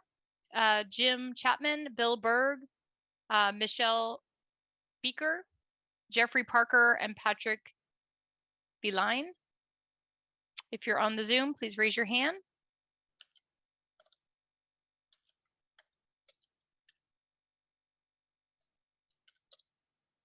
Bill Berg, I see your hand is raised. I'm gonna ask you to unmute.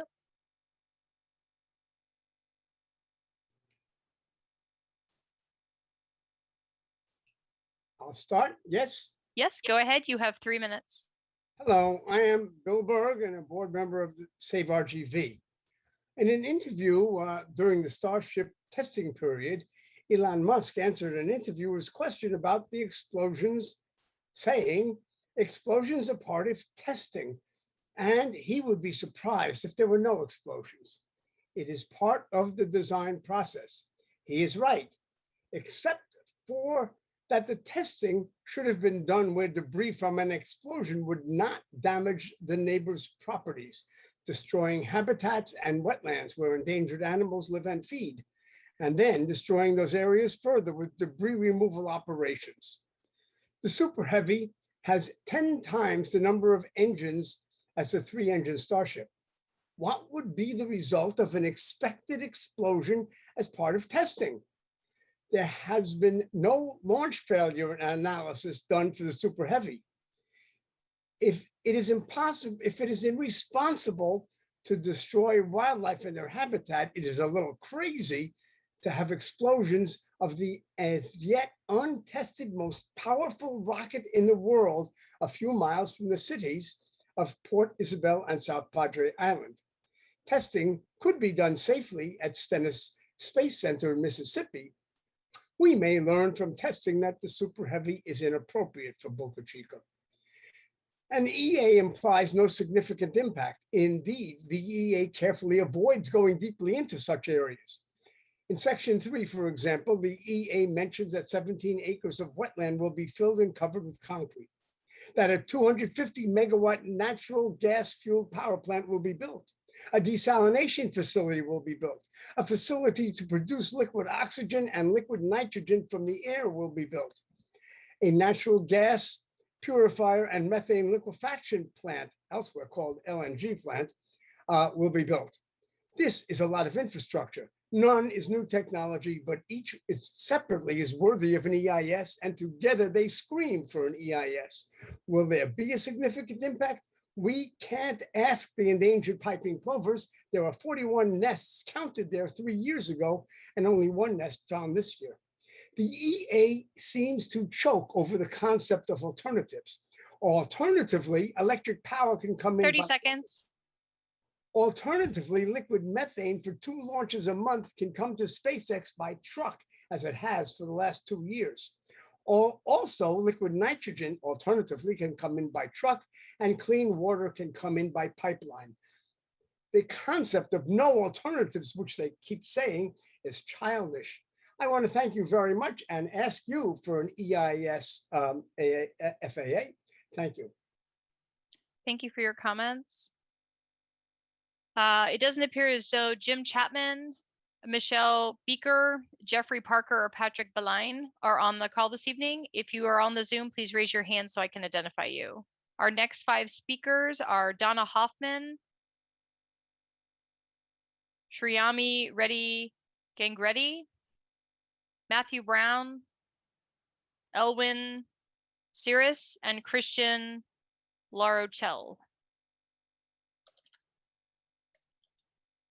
If you're on the Zoom, please raise your hand so I can identify you. Elwin, I see your hand is raised. I'm going to ask you to unmute. Good evening. Thank you. Good evening. You have 3 minutes. Thank you. My name is Elwin Cirrus. I'm a graduate research assistant at the Massachusetts Institute of Technology. I am not speaking on behalf of my organization. The following comments are personal and result from my research over the past few years at MIT. So my work focuses on the one hand on the development of methodologies to assess the environmental impact of launch vehicles, and on the other hand, on the optimization of launch vehicle designs for environmental performance. My comments will focus on the content of Chapter 3, Section 4 of the draft PEA. This section addresses the expected impact on climate. I will focus on 2 points, given the short time allocated. First, the evaluation of the impact of launch emissions on climate. Second, the interpretation of this evaluation. First, the report states, I quote, GHG emissions are considered at all altitudes for a Starship / Super Heavy launch, unquote. But by calculating with CO2 equivalents the total amount of GHG emissions at all altitudes, the report does not account for the difference between emissions made on the ground versus emissions made in the upper layers of the atmosphere. The impact of any specific combustion product is not identical in every layer of the atmosphere. Considering that the FAA has an obligation to independently evaluate the contents of the PEA, my question is, are there ongoing efforts inside the FAA or in agencies such as NOAA and NASA to develop dedicated methodologies to better assess the environmental impact of launch vehicles. Now, my second point, the report states, I quote, the estimated CO2 emissions from annual operations of the Starship/Super Heavy program are significantly less than the total GHG emissions generated by the United States in 2018, unquote. This comparison has limited value for interpretation. So could the FAA propose a new benchmark to evaluate this impact? On a final note, I would like to add that as an aerospace engineer, I know what the development of Starship means to the launch industry, to human exploration and to science, that it will hopefully make space more accessible. So my comments aim at making sure that we know the big picture and anticipate on the environmental impact that launch vehicles will generate. Thank you, and I look forward to reading your answers. Thank you for your comments. I'm not seeing Donna Hoffman, Shriyami Reddy, Matthew Brown, or Christian on the line this evening. If you are on, please raise your hand so I can identify you. We'll move on to the next 5 speakers, which are Theodore Pasalis, Austin Brothers, Owen Hill, Derek Pham, and James Miller. If you would please raise your hand so I can identify you.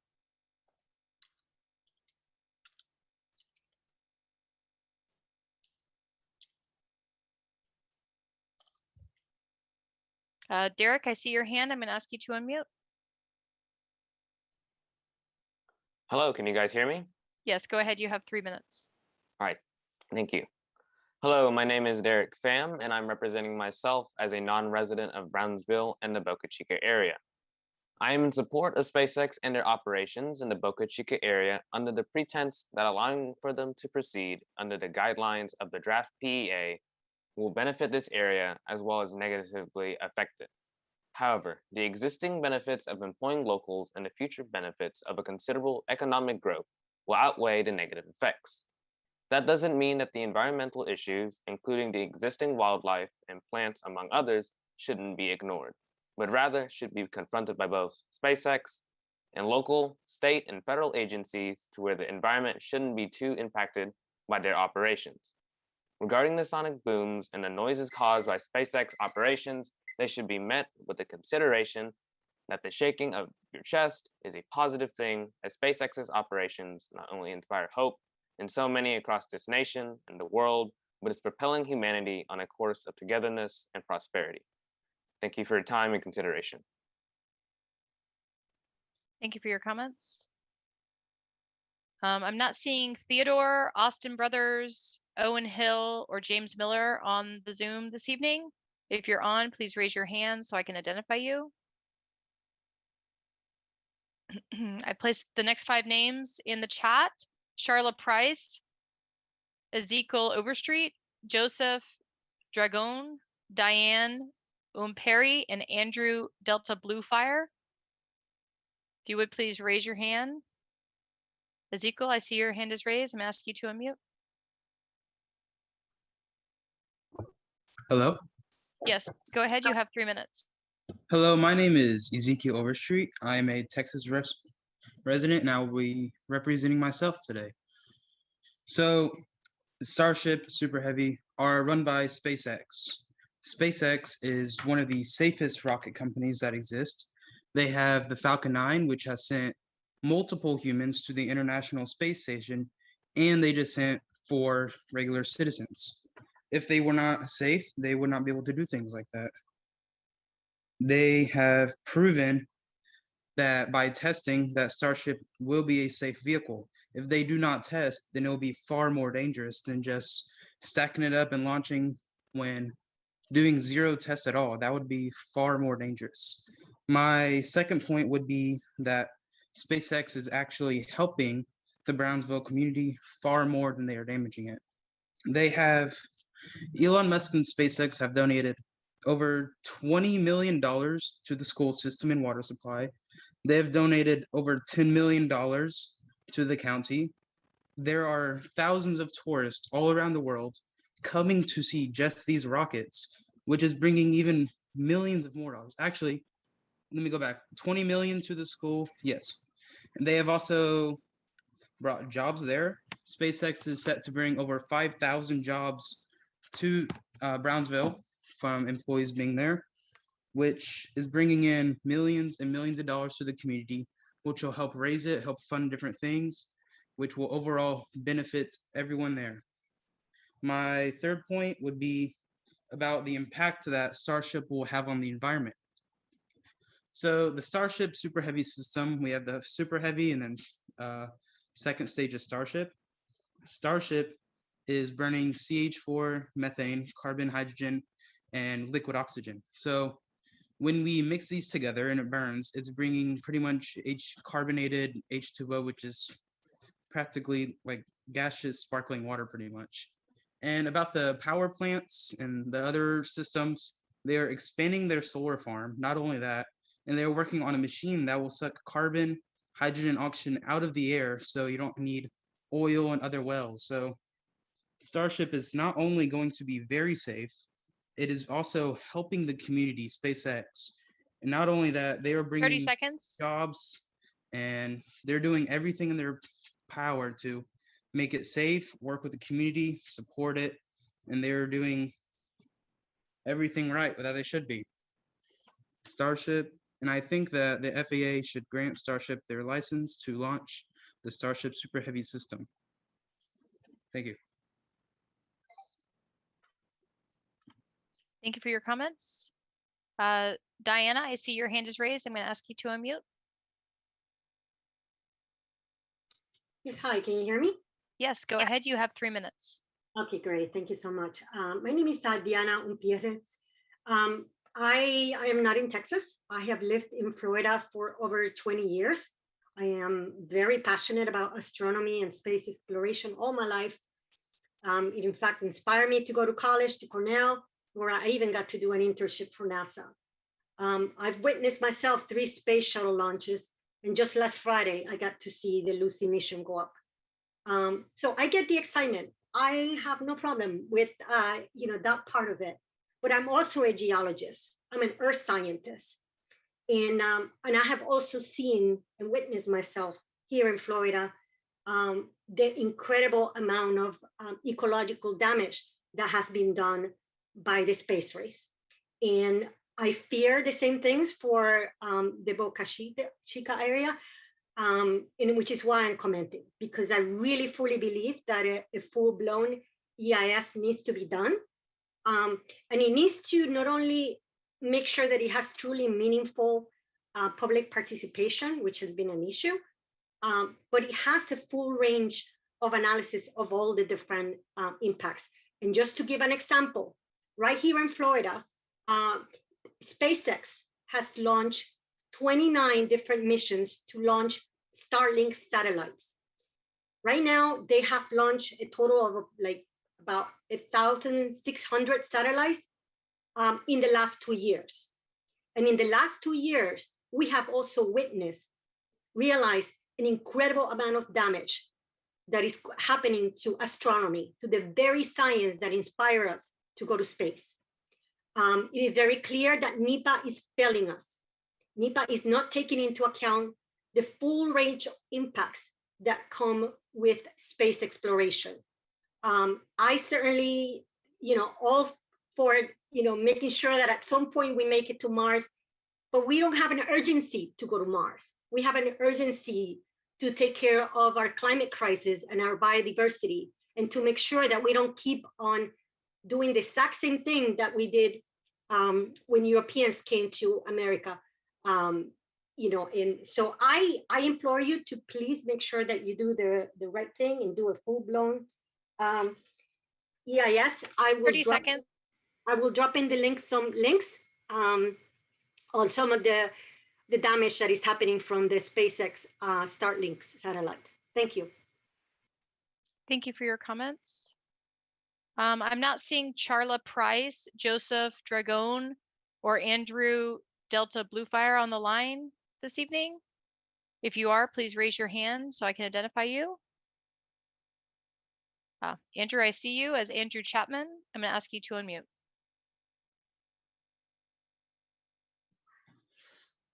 Thank you. Can you hear me? Yes, go ahead. You have 3 minutes.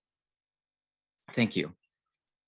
I'm here in support of the SpaceX Starship program as I believe it presents a unique opportunity for Texas. We haven't had an opportunity with a rocket of this payload capacity since the shuttle.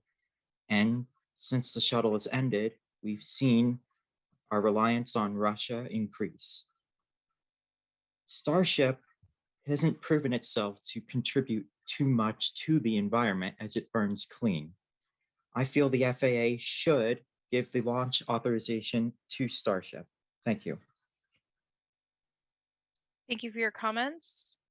Our next 5 speakers are Jack Sweeney, David Bass, Aiden Gurlya, Daniel Smith, and McGuire Wood. If you would please raise your hand so I can identify you. David, I see your hand raised. I'm going to ask you to unmute. Can you hear me? Yes, go ahead. You have 3 minutes. All right. Hello, I'm David Bass. That's David Bass. I'd like to thank the FAA for giving me this chance to comment. I am not a Brownsville resident, though I did live in San Antonio for a period due to my work, so I am representing myself here. While there are undeniable effects such as noise, traffic closures, and the risk of crashes and explosions that affect the area, I believe the benefits both in terms of economic growth and the offerings to the US taxpayers in terms of the capabilities of a reusable Super Heavy launch system outweighs the risk of allowing SpaceX to continue with its operations. Excuse me. For example, Cape Canaveral has conducted launch operations for decades without adverse environmental issues. The area is in fact a thriving wildlife refuge due to the clearance zone keeping development away.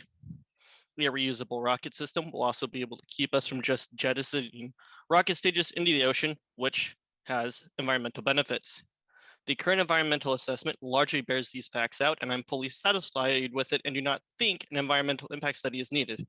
My only environmental concerns are with the cleanup of any sort after an explosion, because they do seem to occur, and with the large amount of methane used to fuel the rocket.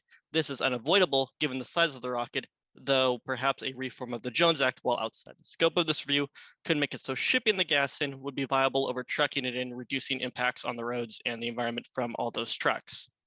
Regardless, I trust that the FAA and relevant federal and state agencies will ensure adequate safety and environmental protection measures, but it's also something they should still keep an eye on. So I provide my support to the approval of SpaceX's operations in the Boca Chica area. Thank you for your time. Thank you for your comments. Aiden Gurlya, I see your hand is raised. I'm going to ask you to unmute.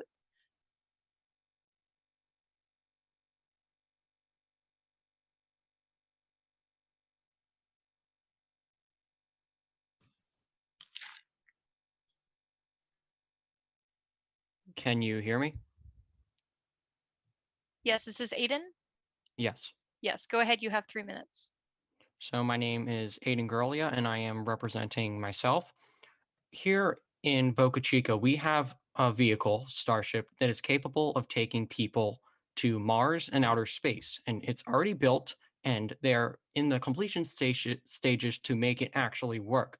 I stand with SpaceX, and I want them to have full approval to do as many launches as they need to make this system actually work. I do not believe they should be limited to a certain amount. They should be able to do as many launches as they need to, because we have not seen any environmental impact so far in any other launch facility in the United States or around the world. If there is such a bad environmental impact here, maybe Kennedy Space Center should have an environmental investigation as well. As we see, space centers can work together with environmental organizations to have a safe environment for both plants and animals and rocket launches. I stand with SpaceX to have this approved and the USA to keep the lead in the space race. Thank you. Thank you for your comments. Ladies and gentlemen, I'm going to see if we have anyone else within this current list of 5 people on the line, and then we will be taking a short break to give a rest to our court reporter and our translator this evening. I'm not seeing Jack Sweeney on the line. Daniel Smith, I see someone as Daniel S. If this is Daniel Smith, please raise your hand so I can identify you. And McGuire Wood, I am not seeing on the line.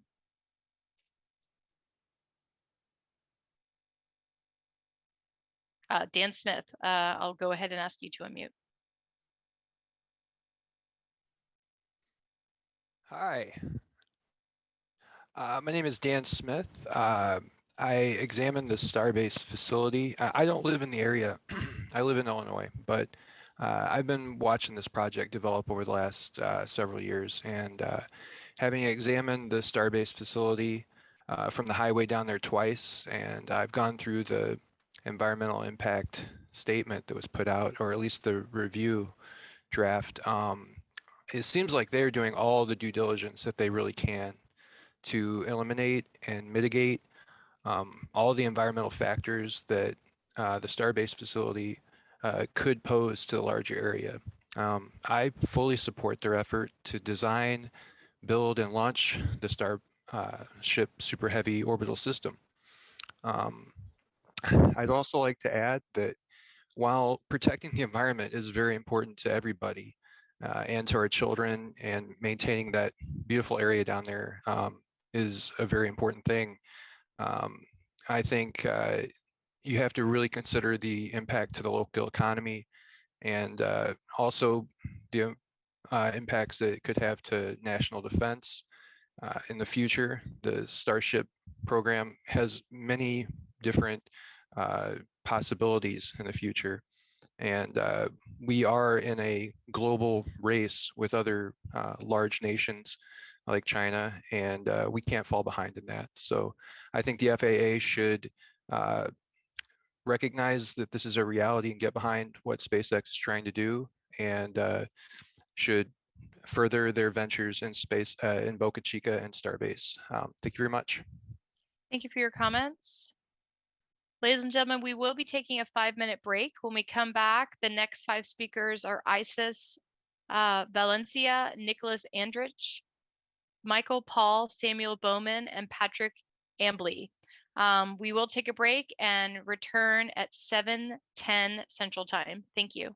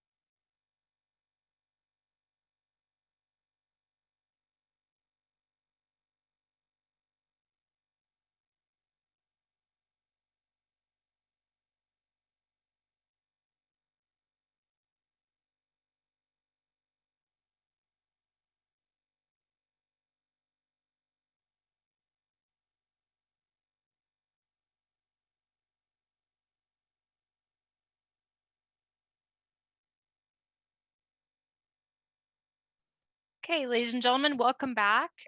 Mary and Pamela, will you please come off of mute and let me know that you are back and ready?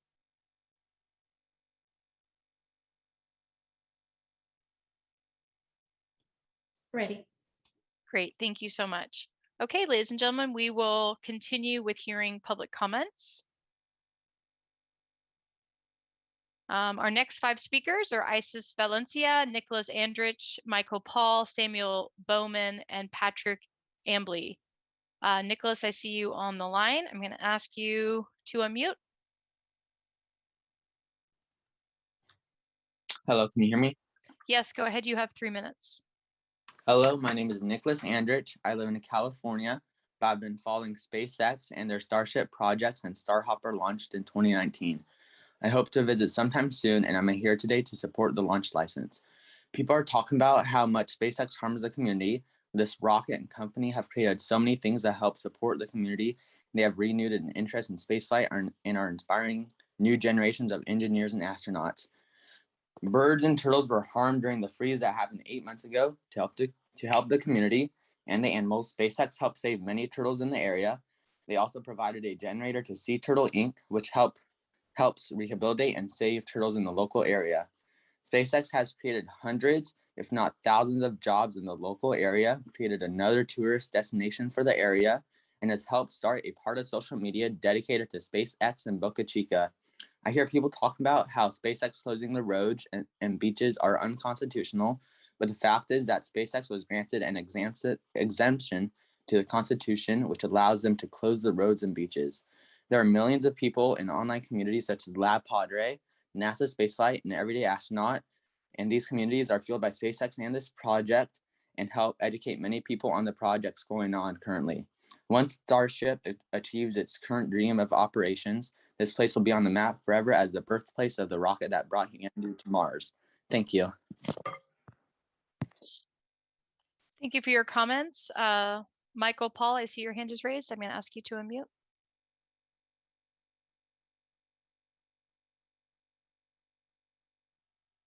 Michael Paul. Am I live? Yes, go ahead. You have 3 minutes. Sure, thank you. My name is Michael Paul, also known as Boca's Brain on Twitter. Have a few talking points. First of all, I approve the process and hope that the draft program environmental assessment is approved, leading to a FONSI, a finding of no significant impact. SpaceX is the best thing that's happened at Brownsville. I am not a native. I travel there frequently. With over 1,700 employees and 80 million in annual payroll, which previously didn't exist. This does not include truckers, trucking establishment, cement plants, all the other downstream employees that are also getting compensated when they may have been idle otherwise. Road closures are about to be mitigated by turnoffs, so the amount of road closure should diminish when SpaceX is moving large items. I'd also like to address the environmental issue briefly. There is no such thing as environmental racism. That is a manufactured wokeism. If locals really cared about the beach, they would clean it up, because the last time I was there on a Monday morning, I filled up the back of my pickup truck in 300 feet of the beach. Not 6 miles, 300 feet.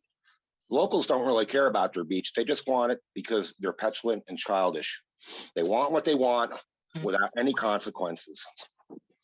Finally, I'd like to give a shout out to all the great space reporters that have been there from day one. Maria Pointer, Boca Chica Gal, Luis Balderas Jr., La Padre, Maurizio Adelano, RGV Ariel, John Randolph, Carlos Nunez, Austin Barnard, Alex Balderas, Starship Gazer, Tim Dodd, Marcus House, Felix, and Jessica Tetro in the local city of Brownsville, and her stewardship has helped greatly in the efforts. And finally, Sam Patel, the boss at Starbase, thanks for all you're doing, and Elon Musk for bringing this to fruition. I can't emphasize enough that a FONSI determination is what is warranted. Thank you. Thank you for your comments. Samuel Bowman, I see your hand is raised. I'm going to ask you to unmute.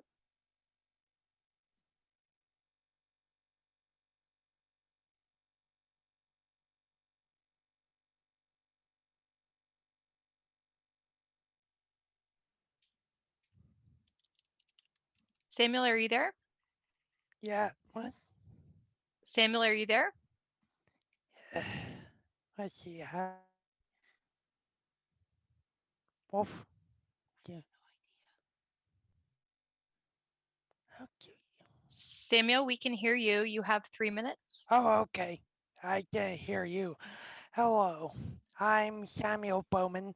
I'm from Michigan, but I hope to visit Starbase soon and eventually work there. I do not represent a group or organization. The first point I would like to address are the comments made on the noise created from static fires and launches. South Padre Island already has regular fireworks shows. Do those not produce similar or higher amounts of noise on the island? A resident of South Padre Island is planning on conducting an experiment to find out. I will not be surprised if the fireworks are as loud or louder than Starship. The second point I would like to address are the comments made on the effects to the environment. Several people point out Cape Canaveral is an example of how wildlife and rockets can live together. However, I would like to provide a different example, Wallops Island. Similarly to Boca Chica, Wallops was originally a tourist destination and had an area of it privately owned. Then the Air Force and eventually NASA moved in to test rockets. What effects did this have on the wildlife? Wallops turned into a wildlife refuge. Before becoming a test range, animals like sheep and cow grazed on the land. But now it houses threatened species like the piping plover. Rockets still launch from Wallops and they still sometimes explode, as you can see on YouTube, but the wildlife still thrives. I believe Starbase can have a similar effect. By partially restricting the public's access to the area, it can help wildlife by reducing the number of people visiting the area. SpaceX is bound by parameters laid out in an environmental assessment. Tourists are not. The third point I'd like to address are comments that claim Starbase will reduce tourism on South Padre Island. This is simply untrue. You need not look further than Cocoa and Titusville near Cape Canaveral.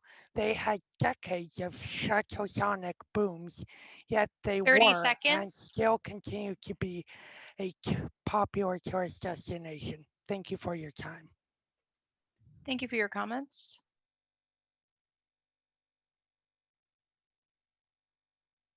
Patrick Ambley, I see your hand is raised. I'm going to ask you to unmute.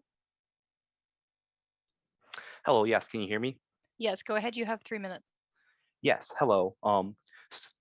I care for the environment and I believe that, and while Starship is a incredibly massive rocket, I had many concerns watching this program develop with how close it appeared the rocket will be launching to from South Padre Island. However, upon reading the environmental assessment, the PEA, and the 2014 EIS, all my fears and concerns were actually removed. I am incredibly impressed by the due diligence that SpaceX has shown putting together these documents and laying out plans of how they will protect the environment and how they will mitigate impact on the local population. I also am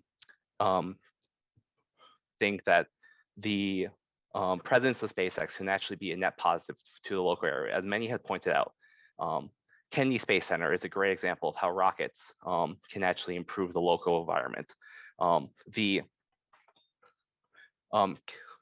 Many invasive species actually live and actually thrive in Kennedy Space Center due to the rockets preventing local development. And if SpaceX hadn't moved into Boca Chica, I'm concerned that another organization who is less regulated could also go develop the same land that SpaceX has bought and could develop the area and turn it and create a greater environmental impact. However, now with SpaceX living in this area, their presence will prevent and more development and keep the area better protected than potentially other means could. Thank you for your time. Thank you for your comments.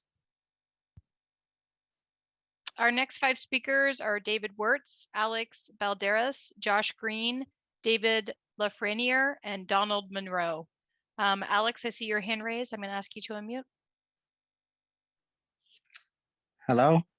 Yes, go ahead. You have 3 minutes. All right. Thank you. My name is Alex Balderas. I'm a local from San Diego, Texas, 45 minutes away from Boca Chica, and I visited many times there. It's amazing progress out there. I want to say, I understand the high level of opposition last hearing and hearing the concerns they said, but I believe SpaceX as well as other participating agencies can work together and avoid an EIS. I am in full support of the SpaceX Starship Super Heavy project at Boca Chica, Texas. Recently, on October 16th, there was a thank you event out there. About 400 students were there to say it. That made me believe this needs to happen. It would get students interested in SpaceX. Right now, there are local photographers, 24/7 live streamers, that project and NASA spaceflight, and aerial photography, RGB photography, documenting everything. We don't need to lose that because SpaceX is being kept an eye on at all times. The photographers, streamers make a living off of all this, and I've met some wonderful people interested in this development. Furthermore, this project will bring some jobs, massive media attention to get us back on the map, tourism as well, and hopefully have businesses brought down here from other locations. As a local, personally, we don't need to be known as just a border town, the poorest place in Texas, and have the lowest economic growth down here. We need this. Finally, SpaceX has already built its first orbital Starship Super Heavy rocket, and they're already making more very fast. Elon Musk knew not only is this his own launch site, he knew from the start South Texas would launch the world's most powerful rocket to the moon, Mars, and beyond. I ask you, the FAA, please approve this project and its launch license to proceed this life-changing moment for us and spaceflight. Thank you. Thank you for your comments. Ladies and gentlemen, a couple administrative announcements. For those that have asked what speaker number they are, just for your reference, Alex was speaker number 68 this evening. Again, we do have some no-shows, but that should give you an idea of where you fall in terms of timing. Also, please note that official comments cannot be accepted using the chat feed. Please email your questions and comments to spacexbocachica@icf.com. Our next speaker is Josh Green. Josh, I see your hand is raised. I'm going to ask you to unmute. Hello, can you hear me? Yes, go ahead. You have 3 minutes. My name is Josh Green. I'd first like to disclose that I am not from the surrounding area of Brownsville, and I represent myself, and all opinions are that of my own. I'd also like to thank the FAA for allowing the opportunity of public comment and opinion. I'm very interested in the topic of aerospace engineering and the progression of technology, and I fully understand the environmental concerns of local residents. So in my opinion, I believe that the FAA should move to issue an experimental launch permit for the operation of Starship and Super Heavy from Boca Chica. I believe that the permit should be expedited and issued due to the nature of Starship and Super Heavy pertains to national security and the Artemis moon program. I also believe that SpaceX has shown the capabilities of Starship and have finally shown rapid innovation. Iterations have shown and proved that selecting Starship for the NASA human landing system is justified and there's certain potential to show results. Super Heavy is also a cheap, cost-effective Super Heavy launch vehicle that is sure to provide cost-effective. Yes. Can you please slow down for our court reporter? My apologies. Yep. Thank you. I'll start from topic there. I also believe that SpaceX has shown the capabilities of Starship and have finally shown rapid innovation. Iteration have shown and proving that selecting Starship for the NASA human landing system is justified and has certain potential to show results. Super Heavy is also a cheap, cost-effective Super Heavy launch vehicle that is sure to provide cost-effective capability for the United States Air Force, National Reconnaissance Office, and other governmental departments. Pertaining to the environment, I believe Boca Chica, Kennedy Space Center, and Cape Canaveral Space Force Station share a lot in common. All are built upon marsh or wetlands. Launches have been occurring from Kennedy Space Center and Cape Canaveral Space Force Station for the past 50 years, and is home to the Merritt Island National Wildlife Refuge, which is home to over 1,500 different species of birds, fish, and plants, 21 of which are endangered species. During these 50 years, thousands of launches have been conducted from these 2 locations in Florida, and has maintained its reserve status. There have been no major environmental impacts noted from these launches. I believe that the proposed power plant should be further investigated due to its large nature and the required infrastructure and its continuous operating hours. I also believe that the investigation should be conducted regarding the air quality and the 6 pollutants outlined by the National Ambient Air Quality Standards due to the centralized location of testing and the ongoing lengthy period of time SpaceX will be conducting launch operations at Boca Chica. So I believe that the monitoring of the air quality should happen as much as this result. I also believe that investigations should be conducted regarding the impact of sound on the residents at Port Elizabeth and South Padre Island, as they are within 8 30 kilometers of the seconds. site. Finally, I do believe that the FAA should undertake a small-scale, expedited version of an environmental assessment. Thank you for your time. Thank you for your comments. Okay, ladies and gentlemen, I am not seeing David Wirtz or David Lafreniere on the call. So Donald Monroe, you're our next speaker. I'm going to ask you to unmute. Hello, can you hear me? Yes, go ahead. You have 3 minutes. Hi, I'm Donald Monroe. Thank you, FAA, for providing this opportunity for members of the public like myself to comment. I do not represent any group. I am independent. I believe SpaceX can proceed with their Starship Super Heavy operations and the environment can flourish at the same time. I do not live in or near Boca Chica, but I've visited South Padre Island for SpaceX's SN10 flight and also Kennedy Space Center at Cape Canaveral, Florida for 2 Falcon 9 missions. Both launch sites, build sites, propellant plants, and all other required infrastructure that goes along with them are incredibly small relative to the surrounding sensitive protected area.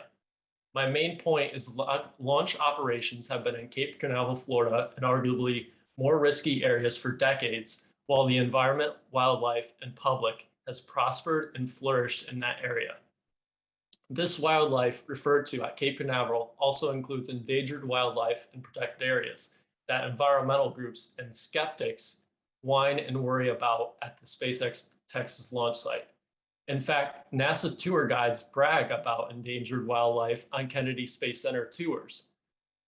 I believe Boca Chica and its surrounding environment can flourish with SpaceX Starship operations as well. SpaceX has already shown such kindness towards wildlife, the most notable example being lending wildlife centers generators during the Texas freezes earlier this year. Additionally, the Starship system benefits the environment long-term through its end goal of being fully reusable. Many rockets, both past and present, are fully or partially thrown away after one flight, much more waste and destruction than a few bangs and booms during past and future testing at SpaceX's Texas launch site. This waste not only affects the environment on Earth, but contributes to space debris, which threatens life, orbiting satellites, and our access to space. Therefore, developing a fully and rapidly reusable vehicle capable of traveling to Earth orbit, the Moon, Mars, and beyond, successful or not, is worth it. The technological and scientific advancements that have come from spaceflight have changed the world. The benefits outweigh the risks. The last notable thing I'd like to mention is SpaceX is the only US launch provider capable of getting humans to low Earth orbit. The United States must 30 seconds. Stay in the lead in our presence in space. Long drawn out documentation and discussion is not healthy. We need the same enthusiasm, innovation, and courage to explore as those had for the Saturn V and the Apollo days. We, the United States, always talk about it. This SpaceX Starship project is it. Let's get to Mars, do it safely. We can do that. We've done it in Cape Canaveral. I urge the FAA to allow SpaceX to proceed with the Starship Super Heavy project in Boca Chica. Thank you for your comments. Okay, ladies and gentlemen, our next 5 speakers are Robert Smith, Blake Donahue, Ethan Maseo, Sheng Chen, and Yong Sei. Robert, I see your hand is raised. I'm going to ask you to unmute. Hi, can everyone hear me? Yes, go ahead. You have 3 minutes. Okay, thank you for your time. I'm not going to slaughter everybody with a bunch of data, as most of you have already thrown it out there and know that there's a large percentage of pros and cons to this, but I am definitely for SpaceX. I've worked very delicately in some of these very delicate wetlands personally, and I know how delicate they can be. And I will tell you now that working with the Army Corps and the EPA and local and state and the Fish and Wildlife, these people know what they're doing. I believe that so long as SpaceX works with them, we shouldn't have any issues as far as environmental issues. We've got enough regulations out there. I come from the Cleveland area, so I know a little bit about the EPA because it's where it was born, from a river that had caught on fire. So, we've come a long ways, but we can also go too far. We need to push this project forward as well as we can and as safely as we can. But we need to trust the bodies and programs that we have in place. That being said, I don't believe that SpaceX is trying to pull the wool over anyone's eyes. For God's sakes, they put cameras in places where nobody else would have. They've opened their doors and windows so that we could see everything that they're doing, when they're doing it, while they're doing it. No company has ever done that for us. We are seeing history unfold right before our eyes, and we have the ability to have a voice in what's happening. And for Elon to allow us into that world, he should be commended, not ridiculed. He has worked with us as far as the environment goes. He's not trying to hide anything, and it's been made apparent. Every time something needed to be done, he's addressed it. So we don't need to be executioners here. We need to be there to help. Change comes hard for anybody. So we need to accept that change, because we know that there's no stopping progress, and anyone that tries to stop progress 30 seconds lays a path of waste, haste, and regrets.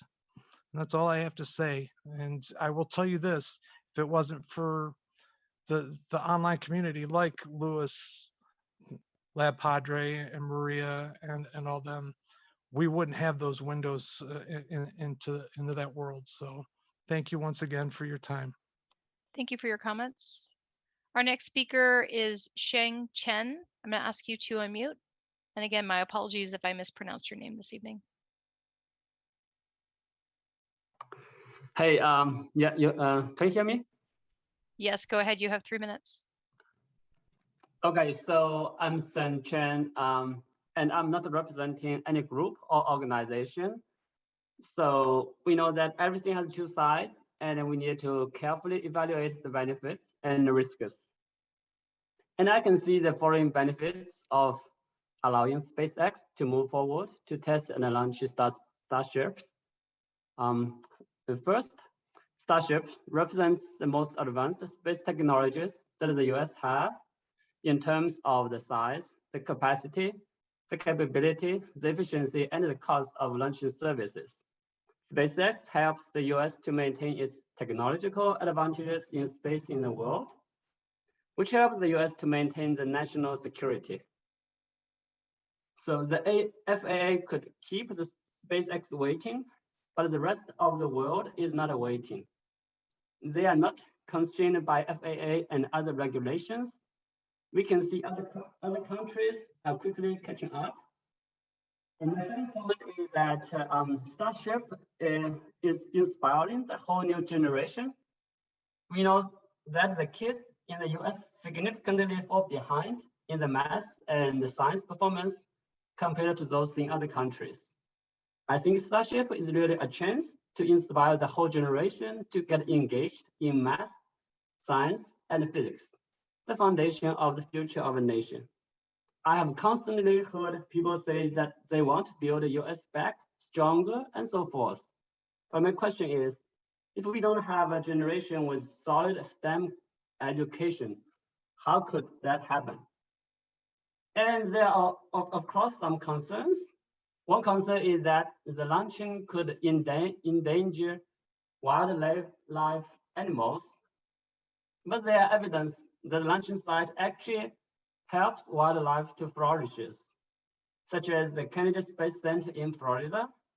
It is also worth noting that wild animals are very adaptive, in particularly if the environment is changed gradually. I don't see SpaceX and the Starship will incur a sudden change to the environment. Overall, I can see numerous positive impacts of Starship with strong evidence. But the concerns to the 30 environment seconds. is largely speculation without proof or evidence. The environment is very adaptive, but the US space technology is not. People can make an argument that protect the environment will benefit the next generation, but to which degree? If the US falls behind in space in technologies, and we know that will significantly hurt the benefits of the next generation. And I'm sure that that will That's be very much. time. Thank you for your comments.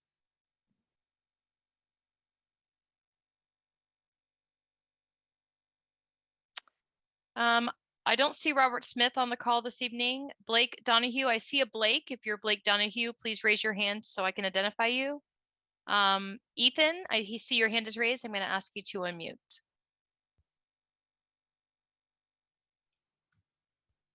Hello and good evening. My name is Ethan Maciel.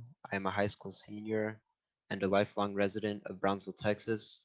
I have had the opportunity to drive out to SpaceX multiple times, and I even had the opportunity to participate in an on-site tour of the facility provided by my school.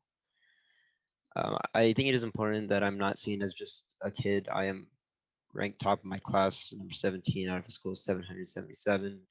So I just hope what I have to say is taken with some weight. I'm fortunate that in 2014, SpaceX began using the Boca Chica site for producing and testing the then Starhopper and now Starship Super Heavy system. SpaceX in Boca Chica is bringing many positives to the area. Specifically, I would like to address how it is inspiring the lives of my generation and of kids my age. I am not the only student who has been inspired by these projects, and I am one of many who have had the future of my life altered because of the work done at SpaceX. I know that I go with friends all the time to SpaceX, to Boca Chica, and we stare at rockets all day because it is what we love to do. It is what we're passionate about and what we plan our future to be. We all want to be aerospace engineers, and we thank you, Elon. We thank you, SpaceX, and we thank you to the NASA spaceflight, Tim Dodd, the everyday astronaut, Lab Padre, and the countless other reporters who have inspired us through space and all the curiosities that we share. To the FAA, I thank you for this opportunity to speak, and I hope we realize together that it is time to move forward. It is time for life to become a multiplanetary species, and we just ask that you give SpaceX the licenses and the rights and the permission to continue with their orbital flights. Thank you. Thank you for your comments. Our next speaker is Yang Zei. Yang, I'm going to ask you to unmute. Hello, can you hear me? Yes, go ahead. You have 3 minutes. I'm Yang Zi. I'm a secondary school student in Malaysia, and I'm now gonna talk about my personal feelings on the matter. Growing up, I watched anime like Steins Gate, Astra Lost in Space, and movies like Star Wars and Back to the Future. These sci-fi shows made me want to pursue a career in science. Yang, Yes? I apologize for interrupting, but I need you to slow down for the court reporter. Okay. Thank you. But the term science is pretty broad. I had many things I wanted to do, but not many things I had confidence. I had the ability to see through. But now what SpaceX has been doing and is doing has given me a glimmer of hope to be able to see a bit of what I want to do as my dream, you know. To me as an outsider, like not in America, it doesn't matter as to where space advances from. All I want to see are fleets or spaceships soaring through space, colonies of humans living on different planets, and magical materials from space that can do almost anything. Though before anyone can see this, our technology has to advance, and to do that, tests have to be undergone. People concerned about the environmental problems caused by the rockets, I do not think you are thinking far enough. If we could attain resources and produce stuff away from Earth, then Earth could be polluted less by factories, oil rigs, and mines. The faster rapid development of reusable rockets become a thing, the faster we can gain these benefits. As I said, I'm a Malaysian. I couldn't care less who or which place space travel gets developed from. All I want to see is when. From a purely curious standpoint, I want to see these advancements happen within my lifetime. Thus, I urge the FAA to allow SpaceX to do the things they do. As from my observation, SpaceX seems to be the fastest and most surefire option we currently have. I'm not going to talk about a story called Yu Gong Yu San. It's a Chinese story about which means a stupid old man moves a mountain. There was once an old man in China. He lived in a village far within the mountains. The villagers there had to go up and down mountains to reach the capital to study, sell, and buy things. One day, he decided to start digging a tunnel through the mountains by himself. While digging, a villager came to him and laughed at him, saying that he will never be able to finish or use the tunnel in his lifetime. But instead of getting discouraged, he said that although he may not be able to finish and use this tunnel in his lifetime, his next generation and the following generations to come will be able to continue this tunnel, and one day in the future, the generations in the future will finish this and use this tunnel. The mountain god heard this and was touched. He then decided to move the entire mountain for him. Though this is a fictional story, there has been a real story of a man in China who spent 36 years to dig a 10 km long hole through the mountains. These things are not impossible. The switch from fossil fuels to renewable energy, space travel is something that requires large expenses. Thank you. Thank you for your comments. Okay, ladies and gentlemen, the next 5 speakers are Nathan Darsh, Mehmed Ashalan, Noor Mohammed, Oliver Large, and Frederick Merkel. If you're on the line, please raise your hand.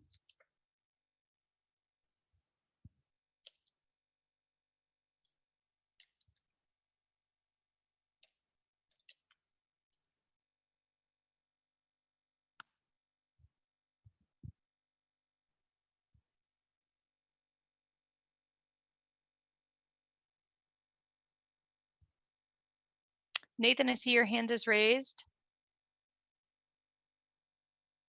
I'm ask you to unmute. Is this Nathan Darsh? Hello, good evening. Yes, this is Nathan Darsh. Correct. Okay, go ahead. You have 3 minutes.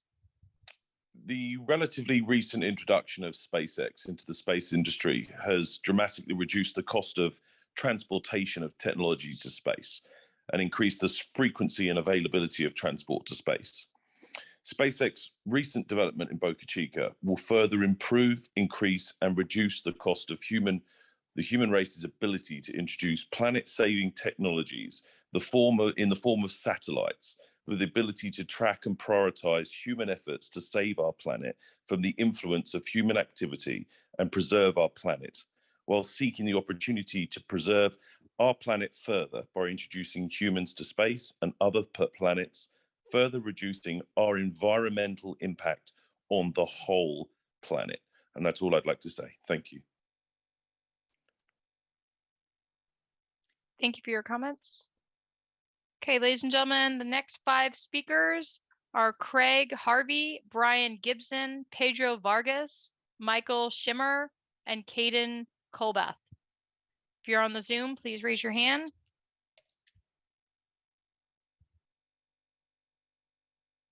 And if you want to be added to the speaker list, you can send me a message in the chat feed.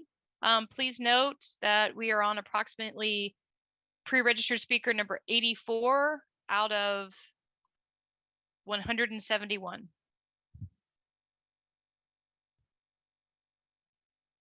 All right. Brian, I see your hand is raised. I'm going to ask you to unmute. Hi, how you doing, everyone? Thank you for inviting me to this chat. I'm not from Boca Chica, Texas. but I'm a local Californian, specifically Los Angeles. I believe what SpaceX is doing will not only benefit the people of Boca Chica, Texas, what a lot of people pretty much said, but would really benefit the whole country and the whole entire world. Yes, I do understand we do have to have environmental assessment. Um, that need to happen. That definitely need to happen, and making sure that is a balance between the environment and also not only space development, but in development in general in the local area. I also feel that too, that there should be like a local consensus in regards to that as well. They could have like a town hall meeting and where people could really voice their grievances at a local town hall meeting. I believe what SpaceX is doing is great. Like I said, it's great for the country, and also keeps us in the cutting edge of technology. This also creates jobs, not only jobs in the space industry. What SpaceX is doing for Boca Chica, Texas, right now, could also attract other companies there, Boca Chica as well, and it will allow the economy to really grow. Because, let's face it, Boca Chica is not a rich area, but once SpaceX is there, other companies could go there as well, and that will increase the job market there, and also have local students, and they don't have to leave. I could imagine like a lot of local students, especially if they're into, technology, will probably have to leave and go to other areas of Texas or other areas of the country instead of staying home, which probably a lot of them like to do. So I do support what SpaceX is doing. I do support the locals there who are pretty much for SpaceX. I do also support the environment. I do believe that the FAA have to look at aspect as far as what this is going to do to the 30 environment, seconds. aspect of what they're going to do to the environment, and into the with as far as the noise levels and also the wildlife. But I do throw my support to SpaceX, and thank you for this time. Thank you for your comments. Okay, ladies and gentlemen, I'm not seeing Craig Harvey, Pedro Vargas, Michael Schimmer, or Caden Colbath on the Zoom this evening. So I'm going to move on to the next 5 speakers, which are Naveen Nazimuddin, Rupert Go, Princess Cooper, James Musselwhite, and Caden Shannon. If you're on the Zoom, please raise your hand so I can identify you. Caden, I see your hand. I'm going to ask you to unmute. Hello. Go ahead. You have 3 minutes. Okay. Hello, my name is Caden Shannon. I'm from Pennsylvania and I'm speaking for myself tonight. It is my personal belief that Starship and Super Heavy should be able to fly from Boca Chica, Texas. To start, I'd like to mention the support from the residents of Brownsville. Plenty of people who live there have made statements on Monday as well as today, a lot of which are positive. A bunch of kids and adults visited the build and launch site last week, with one of the posters saying, "Thank you, Elon," and a school bus with "Thank you, SpaceX" written on the windows. This is just one of the ways locals have shown support for the Starship program, which has helped their economy drastically. The second subject I'd like to mention are the environmental impacts of Starship. Without question, there will be impacts of a full stack launching and landing. Elon Musk started his various companies to improve human life. He seeks to combat climate change to make Earth a more sustainable place for us to live and to become a multiplanetary species.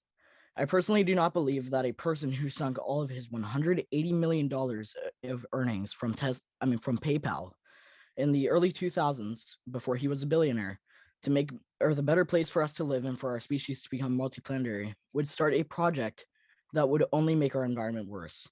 SpaceX won a contract from NASA to land humans on the moon by 2024. The benefit of having this contract is that they will be on a celestial body that contains resources for making solar panels, which are polluting to create here on Earth. With Starship, we can create a massive solar farm in low Earth orbit, which would be much more efficient than on Earth. This electricity could be beamed down to Earth using lasers and receivers on the ground. This is just one of the various ways Starship could help reduce emissions and pollution. We shouldn't delay progress of helping the entire Earth and its inhabitants just because there is a possibility of harming one small area, which there are countermeasures we can take to protect the land and wildlife. To conclude, my message to the FAA is to give clearance to SpaceX to fly Starship and Super Heavy from Boca Chica, Texas. Stop delaying our progress to land humans on the moon and eventually Mars. Thank you for the opportunity to speak, and Godspeed, SpaceX. Thank you for your comments. Princess Brittany, I see your hand is raised. I'm going to ask you to unmute.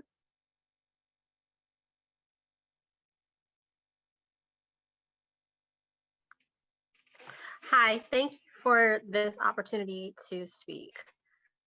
My name is Princess Brittany, and I was born in Houston, Texas. I've worked with several presidential campaigns, most specifically around the country with our former President Obama and Trump, and I'm proud of my country and my birth state of Texas. At 3 years old, I moved from Houston, Texas to Palo Alto, Oakland, and San Francisco, then later grew up in Sacramento and Laguna. I no longer live in California, but my heart is still with California and Texas. Not many people respect the potential impact of space technology in California as much as I do, even though I don't live there anymore and really just am a permanent resident of the East Coast. First and foremost, let's not politicize space exploration and rocket science. Labeling the SpaceX program as racist because it was developed by a Republican President Trump is not a productive contribution to this discussion. Rocket science is not partisan, and it is essential to the sophisticated STEM advances in America. We must be taken seriously as a leading, focused, and united military competitor amongst the threat of our enemies. When it comes to winning at space development, there is no room for divisive partisanship. Safeguarding this new SpaceX project against potential hacking from Russia, China, and North Korea is essential as well. Evaluating potential environmental impacts to the Gulf of Mexico, coast of California, and Florida if such possible hackings were to occur is important. Such hackings could result in tsunamis and earthquakes along the coast of California and Florida if there's no intervening.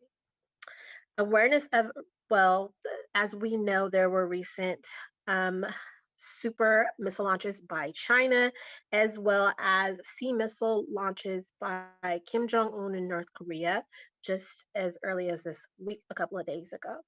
We need research and development of potential interception methods. In conclusion, I fully support SpaceX in their 30 efforts seconds. to move. Thank you. I fully support SpaceX in their efforts to move forward with launching the Starship Super Heavy rocket. And thank you for giving me a platform to be heard and express my opinions and concerns. Thank you for your comments. I'm not seeing Naveen, Rupert, or James Musselwhite on the call. Caden Shannon, I do see you on the call. I'm going to ask you to unmute.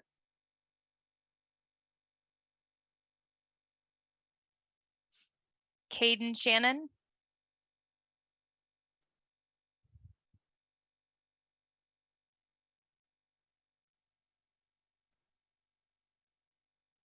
Okay, Caden Shannon, I've asked you to unmute. If you're still wishing to make an oral comment this evening, please send me a message in the chat.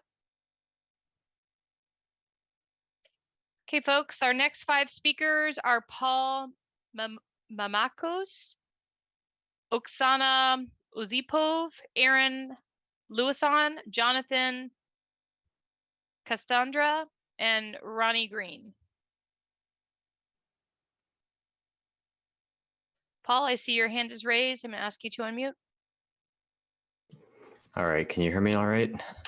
We can hear you. Go ahead. You have 3 minutes. Excellent. I just wanted to comment on this because I don't really want SpaceX to build any of their stuff. I've lived in the Brownsville area all of my life, and SpaceX comes into town immediately, disrupting the local population, disrupting my beach access, and just making a nuisance out of themselves with their loud rockets at all hours of the day and night. I don't really want them messing with my beach, and I've spent a lot of money to be down here and be a productive patriot of the local area, and I really want to maintain that.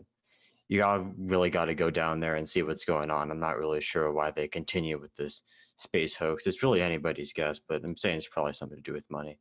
Anyways, I don't want a billionaire to come down here and hire a bunch of Mexicans because they're just polluting the local area. Anyways, though, instead of building giant exploding grain silos, how about we fix the problems right here in Texas is what I'm saying. Once Trump is back in charge, things will go back to normal. Really what I'm saying is that you should do the best you can to stop this. That's all I have to say. Thank you for your comments. Oksana, I see your hand is raised. I'm going to ask you to unmute.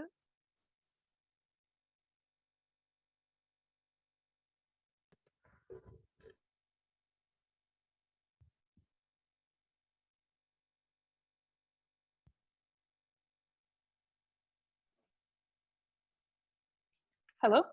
Yes, go ahead. You have 3 minutes. My name is Oksana Osipov. I'm from Texas.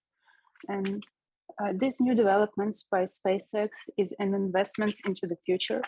It's the new jobs and another opportunity to put South Texas on the map. They will make a much needed investment into our crumbling state infrastructure. A number of countries in the world dream to have SpaceX among their assets. As a Texas resident and a taxpayer for 8 years, I believe it's an honor to have them in our state, and I fully support SpaceX. Thank you. Thank you for your comments. Aaron, I see your hand is raised. I'm going to ask you to unmute. Hello, can you hear me? Yes, go ahead. You have 3 minutes. All right. Hello, everybody. My name is Aaron Lewison. I am from South Dakota. I would like to thank the FAA for allowing me the chance to talk about this. I am not a native of Boca Chica. I'm not native to Texas. I have been down to Boca Chica. I've been down to South Padre. I have been throughout the Rio Grande Valley. I have many friends, many people I know that live throughout the valley, and it is undoubtedly one of the most impoverished areas of this country. Ever since SpaceX has been down there, there's been a jump in the quality of life down there. More money has been pouring in to the Rio Grande Valley, more jobs, more people. It's really, SpaceX has done many wonderful things for the community down there. SpaceX is a truly visionary company. Mr. Musk, his goal to make humankind multiplanetary cannot be bound by this red tape that we are currently seeing. His goal to make humankind multiplanetary species is not to run away from our problems on Earth, but to sustain mankind and find solutions for our problems here on Earth through the means of outer space. Starship is unlike anything humankind has ever seen. It is a truly revolutionary vehicle that has been a beacon of hope to many people throughout the world as the next step of mankind in our journey to the stars. As Mr. Musk has said himself, humankind's journey to Mars will be undoubtedly the greatest adventure that humankind has ever gone on. This is truly an amazing project. The FAA should do an environmental review to ensure that everybody that lives down in Boca Chica is not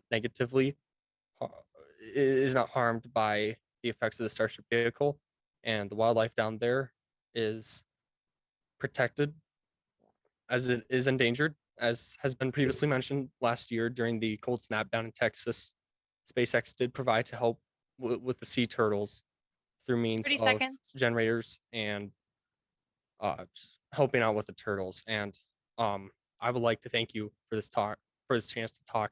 I've been down to Starbase, and it is truly amazing what they're doing down there. And I would implore everybody out of the FAA to allow SpaceX to continue. Thank you for your time. God bless you all. Godspeed, SpaceX. Thank you for your comments. Jonathan, I see your hand is raised. I'm going to ask you to unmute. Hi, thank you. Can you hear me? Yes, go ahead. You have 3 minutes. Hi, I'm Jonathan Castañeda. I'm from Mexico. I'm a citizen of the world, and I speak for myself and in favor of SpaceX activities in Boca Chica or Starbase, whatever you want to call it.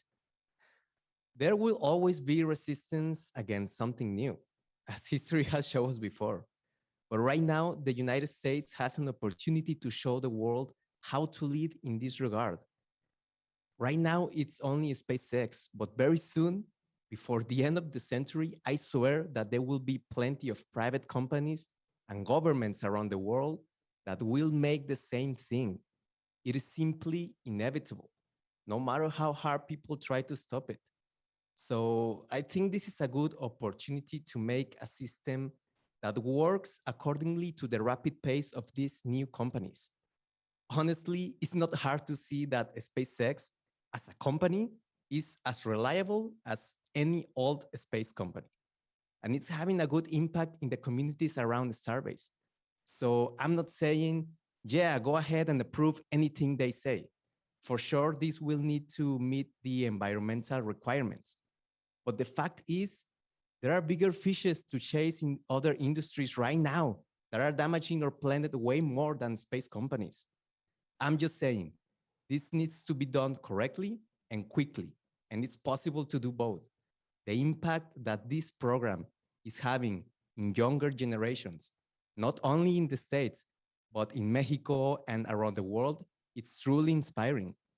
And inspiration can lead to the many changes the world needs right now.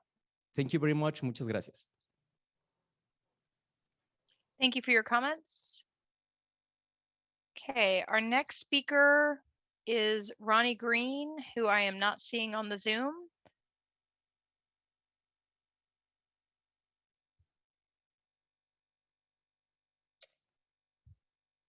All right, I'm going to place the next 5 speakers in the chat.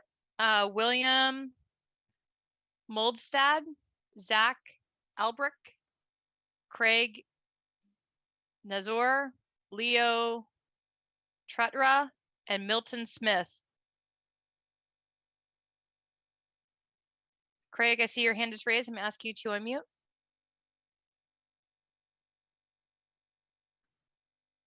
Hello, can you hear me? Yes, go ahead. You have 3 minutes. My name is Craig Nazer. I'm the conservation chair of the Lone Star chapter of the Sierra Club. A brilliant human once said, "On Spaceship Earth, there are no passengers. We are all crew." This means all of us, all humans, animals, and plants. Every living thing affects every other living thing. Through time, evolution has formed an ecosystem that makes the Earth livable for all crew members. The totality supports all individuals and is necessary for all life. Too often in the past, the concept of environmentalism has left out human culture.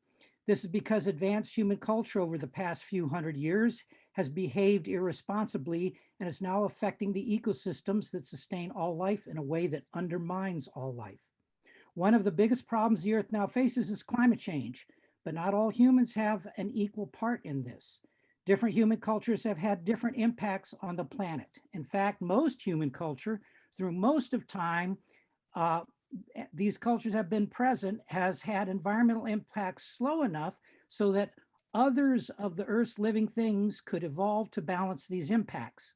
Ecosystems stayed strong and functional, but now that has changed. The actions of a growing minority of humans is now putting the whole planet at serious risk.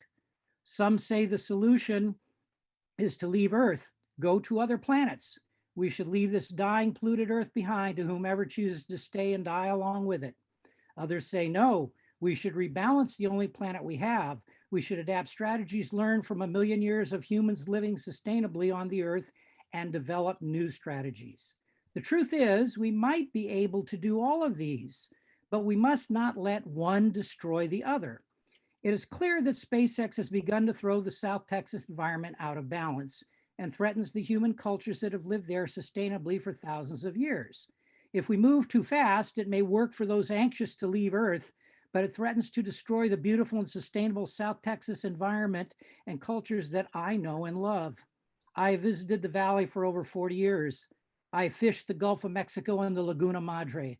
I've spotted endangered species of birds, reptiles, mammals, insects, and plants. I've shared the surf with dolphins, sand sharks, and pompano. I've eaten incredible meals at local restaurants, and I've purchased beautiful art from native cultures. 30 seconds. I've never ridden in a spaceship other than the one in which I already ride. Most of us never will. Should we risk destroying what we have so a few can go to Mars as soon as possible?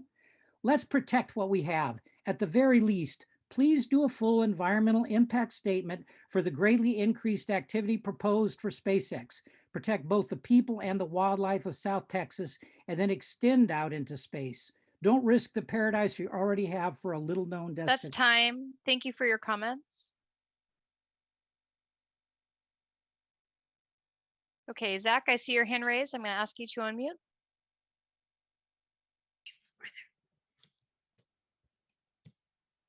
Hello, I am Zach Albrecht, an engineer in South Texas. The region we are in does not have much industry outside of the petrochem and agriculture businesses. The region has been victim to brain drain and low-paying jobs as people flock to Houston and San Antonio.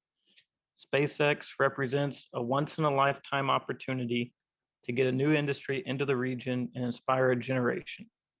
This is even more important because they are an industry leader and devoted to reusability and thereby protecting the environment. There is no perfect way to build a launch facility without some damage to the environment. However, the benefits of reusable, cheap space flight by a responsible business partner far outweigh the cons. These benefits will be felt across the economy and research fields that will include and touch environmental concerns, and to shun the only company close to a reusable large rocket will set the world back many years.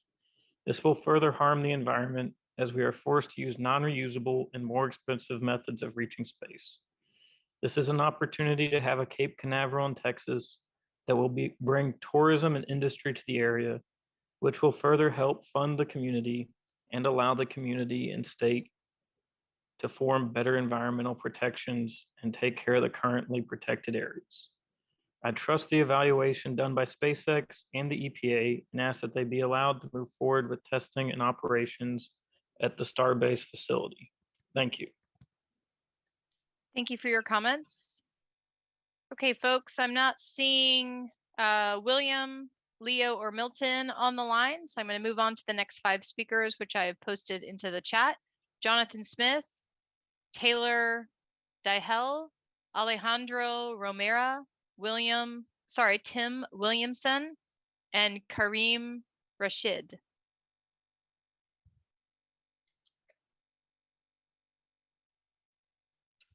If you're on, please raise your hand so I can identify you. Taylor, I see that you're on. I'm going to ask you to unmute.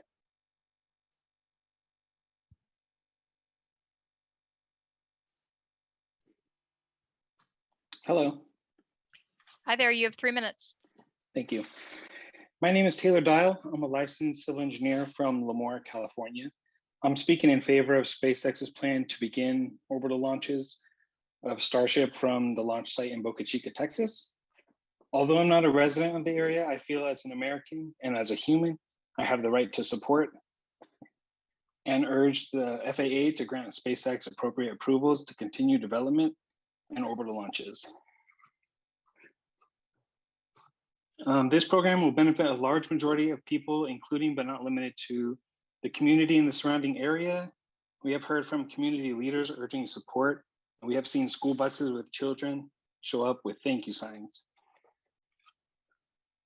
Next, this program will help future users of Starlink internet, which will be expanded through the Starship launches and would eventually help millions of people access reliable, fast internet around the world for the first time. Also, users of future satellites of all variety, which may now be larger thanks to this large Starship fairing. And also our children's generation will now have its own inspirational launches to the moon, which has not happened since 1972. And we all know that other launch providers will not take us there the same way as SpaceX. Furthermore, we will finally have capability to expand our exploration to other planets like Mars or planet-like moons with manned missions, and eventually create redundancy to humankind by creating a Mars colony. This is in the best interest to all of us as a single species. To those voicing concerns around the program, SpaceX has the means and willingness to make right issues that may arise. I personally manage design consultants and contractors through FAA construction projects, and their oversight is a continuous job. Even with these initial approvals, the FAA will not abandon its duties to continually regulate and monitor SpaceX. However, it will obviously be in SpaceX's best interest to continue boosting the economy in the area, especially in schools, and supporting and protecting wildlife and mitigating any unforeseen issues as they will require continuous support from the community and the FAA. Thank you, and please think about the big picture when considering this project. Thank you for your comments. Okay, our next speaker is Alejandro. I see your hand is raised. I'm going to ask you to unmute.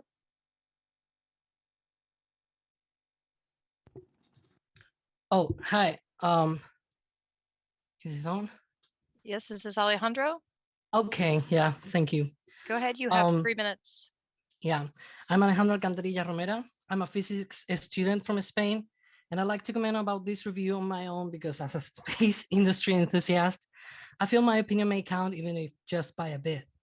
I live in a family that's been traditionally poor. My grandmother lives in what's considered Spain's poorest neighborhood. And all I can say personally is that I wouldn't want anything here more than a big technological project that could boost our communities, which could be benefited from the inspiration and employment in the short and long term. I see Brownsville and I feel jealous. I like what some locals have mentioned. I'm aware of the fact that SpaceX last year, in just a weekend alone, set up a massive local hiring campaign where more than 500 people found a place to earn their life fairly and squarely in what can be considered the most ambitious rocket enterprise since the Apollo program in the 60s. From an environment perspective, I'll reserve my opinions on some of the most pathetic comments I've heard in that sense, but as a personal note, I also live close to a wildlife refuge next to the coast, and here at the other side of the pond, we close the beaches to the public. We don't have locals living there, and we don't drive with our cars on the sand dunes. I know Texas likes it a lot to be lawless, but you guys, when it comes to laws, you only like them when it is to punish the rest and not your own despicable actions. For the environmentalists supporting these locals, in terms of beach closures, it's absolutely horrendous that in 2021, anyone who considers themselves environmentalist will even call for humans to be accessing a wildlife refuge like nothing and throwing junk all over the place.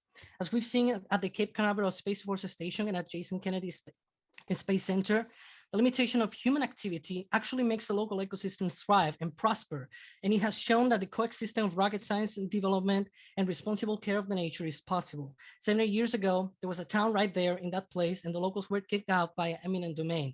I can only wonder how about that place would be now if it had developed into yet another tourist town. If the locals at Isla Blanca and South Padre Island feel bad about Boca Chica beach access and environment, they should know that the place where they live in right now will be much prosper if they hadn't been living there in the first place.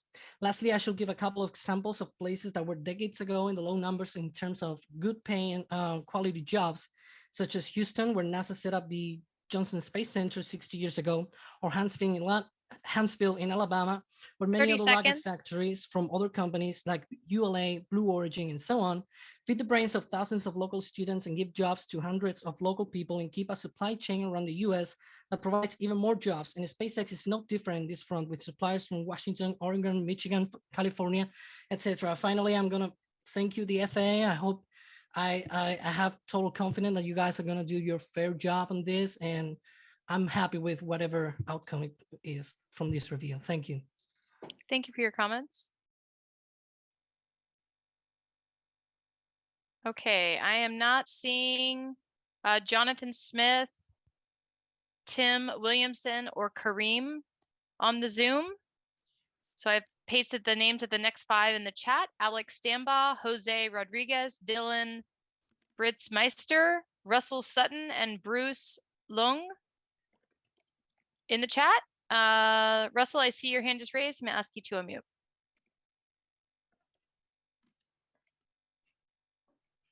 Can you hear me?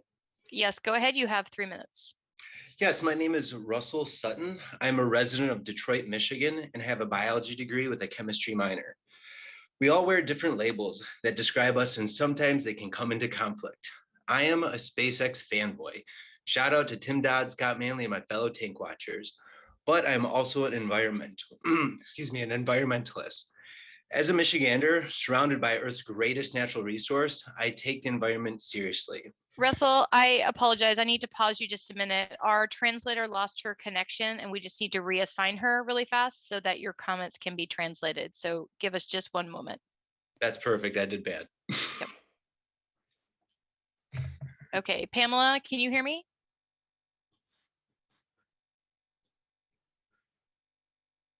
Great, thank you. Okay, Russell, go ahead and proceed with your comments.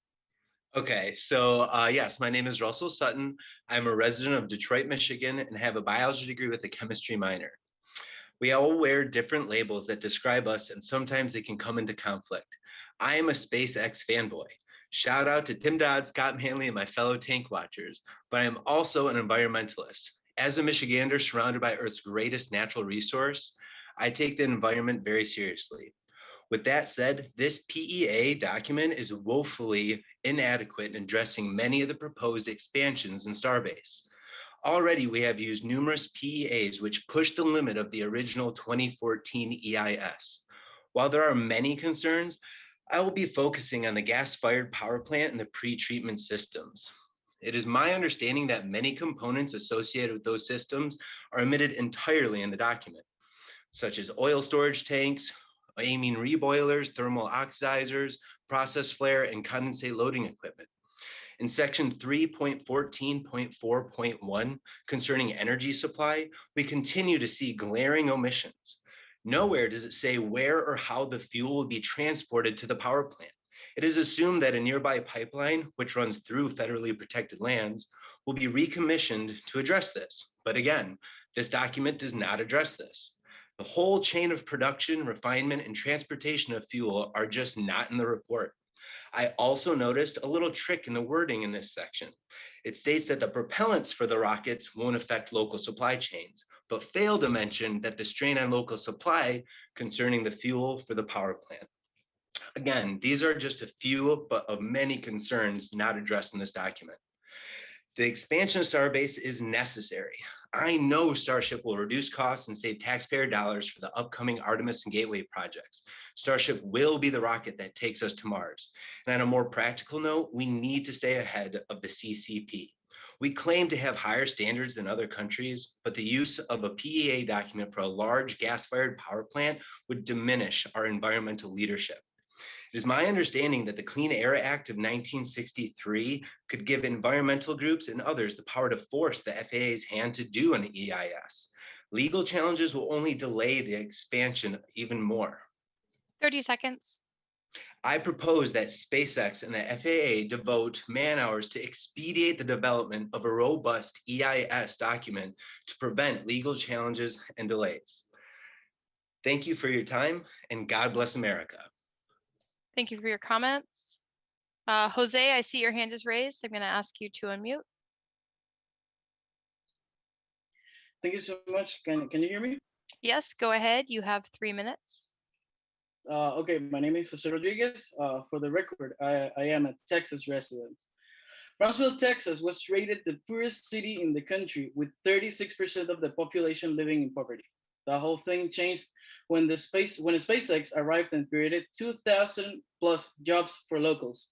They improved tourism. They made small businesses have more clients. People saying the environmental assessment is poorly done, but if they care to read, it's for 5 lunches a year. They will produce methane, oxygen, and LN2, liquid nitrogen, from the air, from the atmosphere. They even bought oil rigs to transform them into sea launch platforms to avoid noise pollution and threats to the environment. People against this are against progress, are against the United States achieving the impossible again. I know you all already heard a lot of Cape Canaveral arguments, but for example, the Cape is a natural reserve with 100 times more life than RGV, and a rocket launches there twice a week. The Saturn V launched there, the shuttle did as well, and there was no environmental issues at all, even though those polluted way more.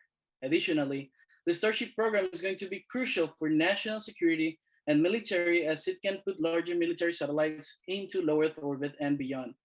Not just that, but also is being planned to deliver point-to-point cargo to any place on Earth in less than an hour.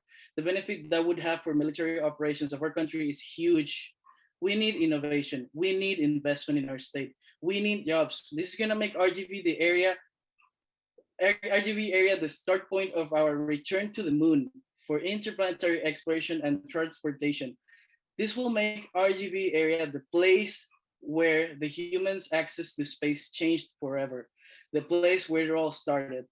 The impact on the new generations is already visible with so many young people going there, seeing the history being made, seeing our future being built. I beg the FAA to please give those licenses to SpaceX. Many people, the whole world needs these launches, just like Buzz Aldrin said in an article. Now, go where no man has gone before. America should be taking the lead in space exploration again. Thank you so much, FAA, and everyone for listening. Thank you for your comments. Okay, folks, I'm not seeing Alex, Dylan, or Bruce on the Zoom this evening. So I've pasted the names of the next 5 speakers in the chat. Annie Carson Clash, Christopher Filon, Kenneth Teague, Viviana Trevino, and Russell Jones. If you would please raise your hand and I will ask you to unmute.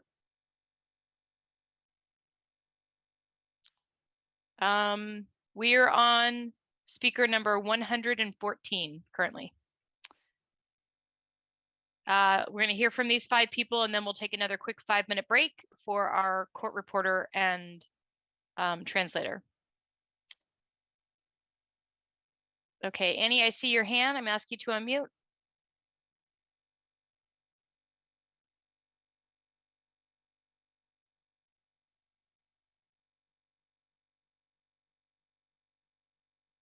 Hello? Yes, go ahead. You have 3 minutes. Yeah, hi. I've been listening to the conversation so far, and I've only actually heard one teenager speak, and they are the next generation.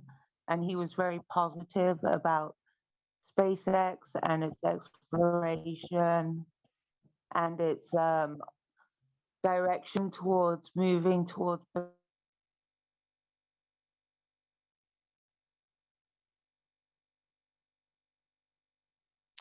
Annie, are you still there? It's a pretty rough connection. We're not hearing much of your comment. Annie Carson Clash, are you still there?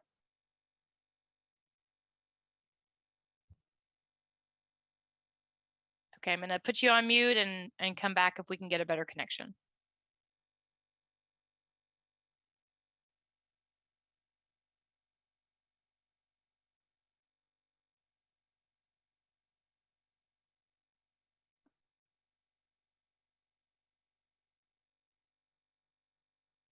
Okay, Kenneth Teague, I see your hand is raised. I'm asking you to unmute.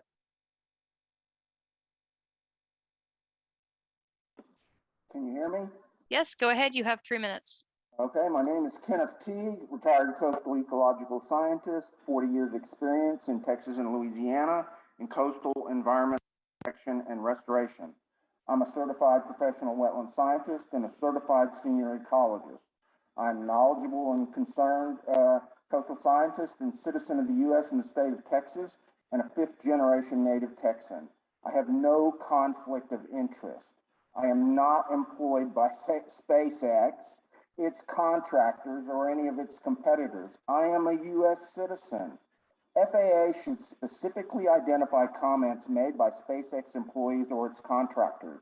FAA must determine whether NEPA legally allows for comment by non-U.S. citizens or non-U.S. residents. If NEPA does not allow for that, FAA must identify comments made by ineligible commenters and remove them from the administrative record.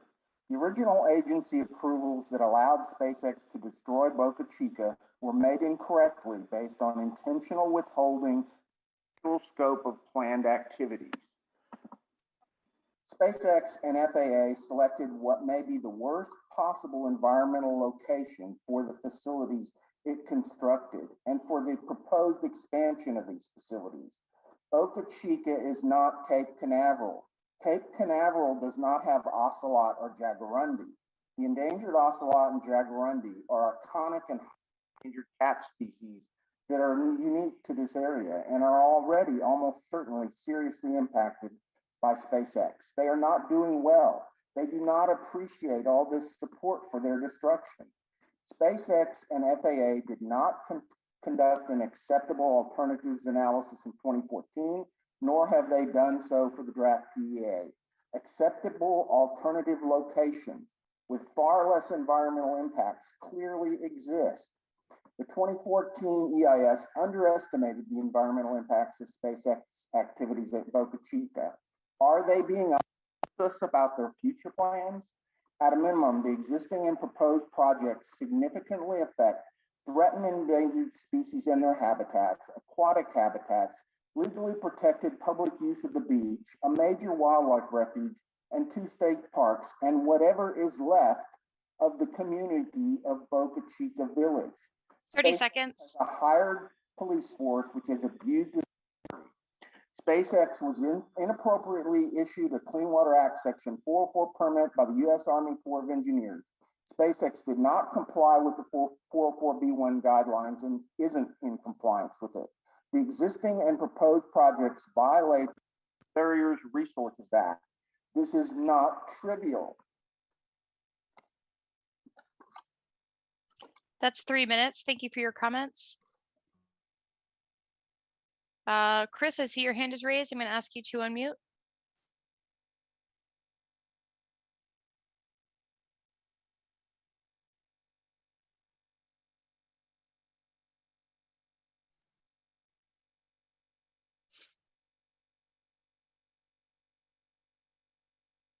Hi there, can you hear me? Yes, go ahead. You have 3 minutes. Okay, I'm from Corpus Christi, Texas. I'm calling in because I'm concerned about what I see as an abuse of power, and I want to go ahead and back up what Rebecca and Ahosa said. This is environmental racism. This is colonialism. I'm 52 years old. I'm a 5th generation Texan.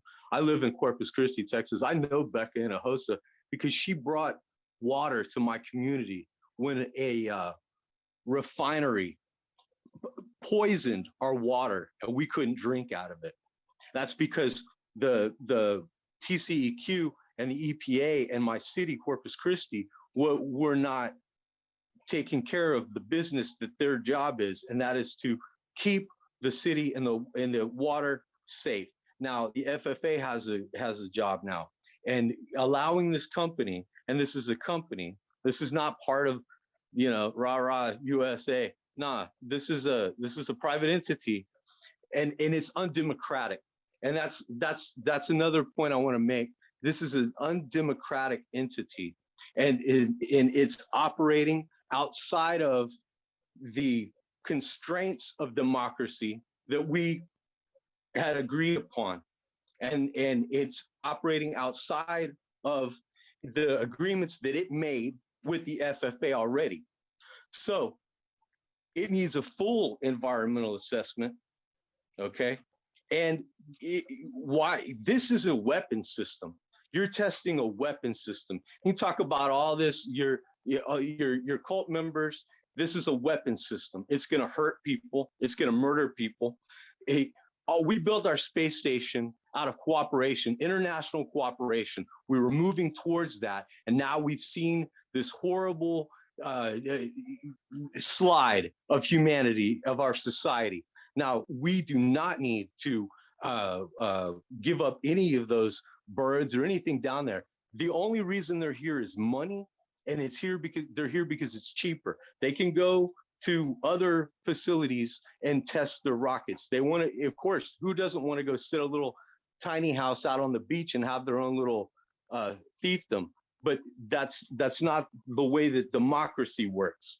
This isn't a company that's run by one individual or even 30 seconds. a board. This is a democracy, and I'm here to ask the representatives of that democracy, which right now is the FFA, to do a full environmental assessment of anything that they do down on Boca Chica Beach. And I further think that there should be another formal meeting, because you did not put this out in Spanish. And that is. Thank you for your comments. Thank you. Okay, our next speaker is Russell Jones. Russell, I'm going to ask you to unmute.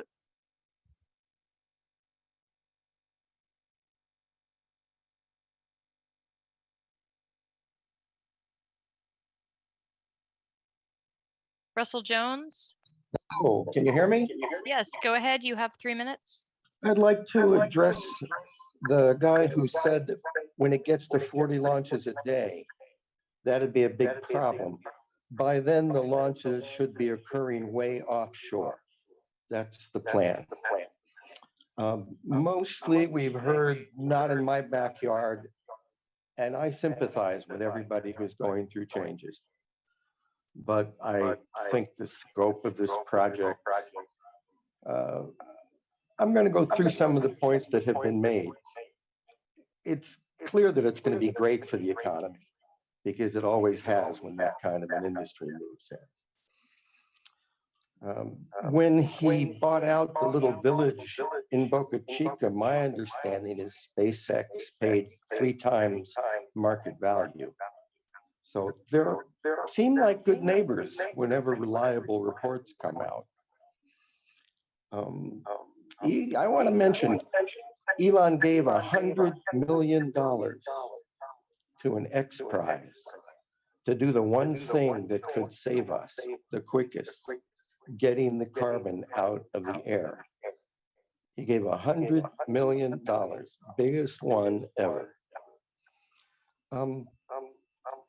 Imagine having this meeting in 1962 down in Cape Canaveral, and think how much you'd like to delay it. Because myself, I believe I'm a citizen of the world, but I'm also an American, and I have national pride. And how are the guys in the FAA going to feel when the Russians or the Europeans or the Chinese land on Mars and we're not already there to meet them? Think about that. I thought the guy that said, let's do a provisional permit to let them go as fast as they want, and in the meantime, work with them. If you need to do an EIS, they can probably afford to do it as long as it's not stopping their progress.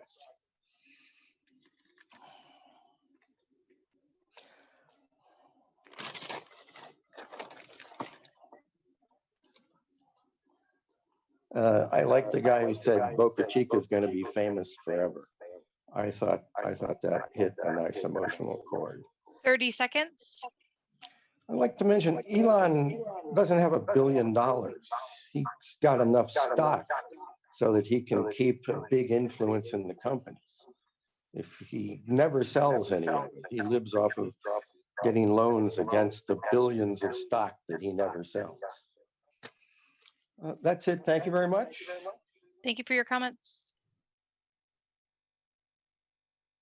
Okay, Annie, I see that you're back online. I can give you another minute. I'm going to ask you to unmute.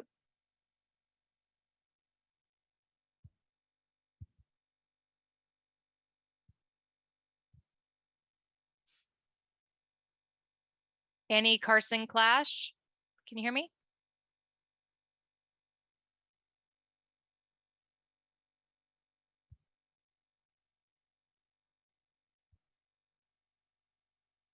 Okay, I'm not seeing Vivian Trevino on the line. So folks, we'll take a quick 2-minute break for our court reporter. We'll come back at 8:37 Central Time, and then we'll hear from Eric Jepson, Dan Holmes, Laida Snap, Bryant Wren, and Mark Fowler. Folks, I do want to let you know it's unlikely that we will be able to get to everyone this evening, as we still have another 70 people registered to speak.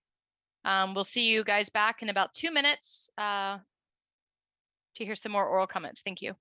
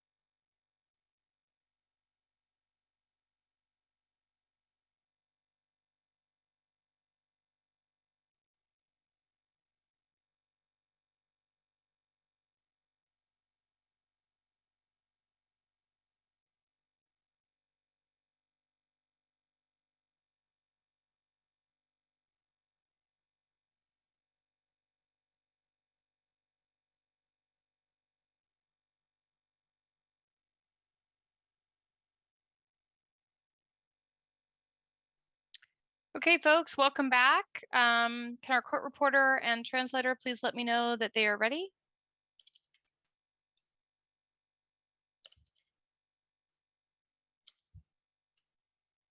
Miriam, go ahead. Okay, I heard Pamela. Mary, are you ready?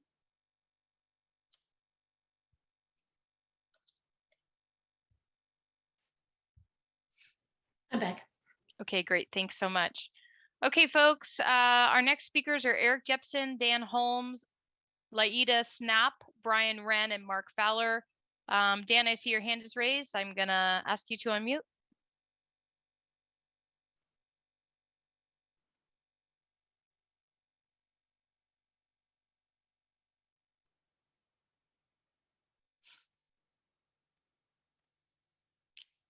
Dan, I'm asking you to unmute.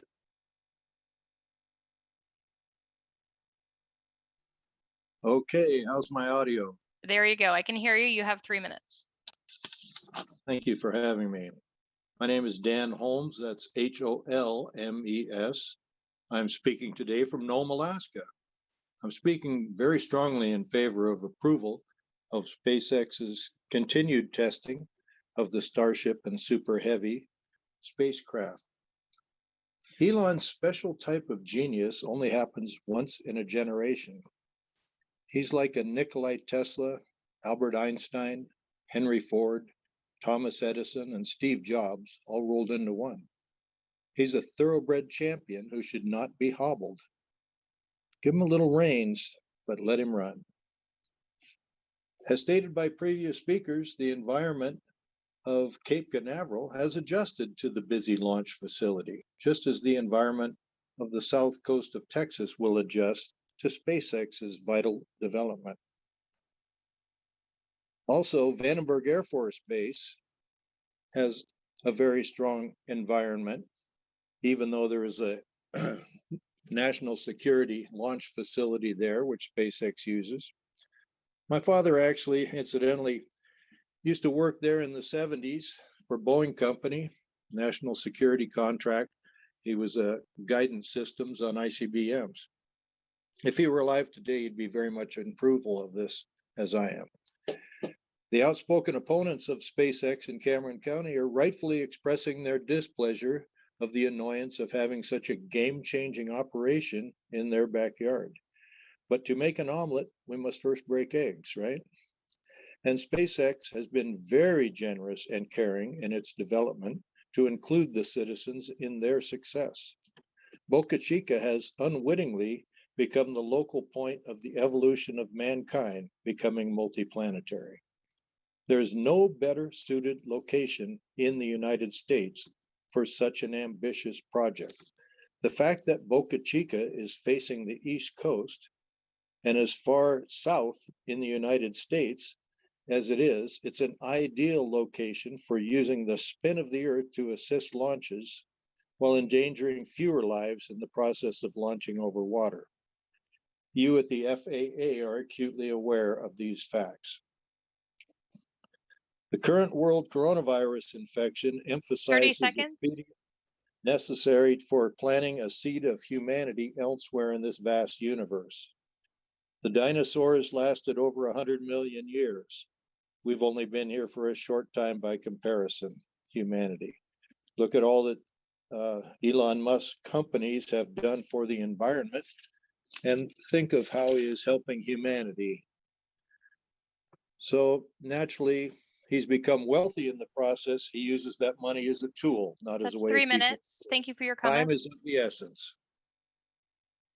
Okay, Eric Jepson, I'm going to ask you to unmute.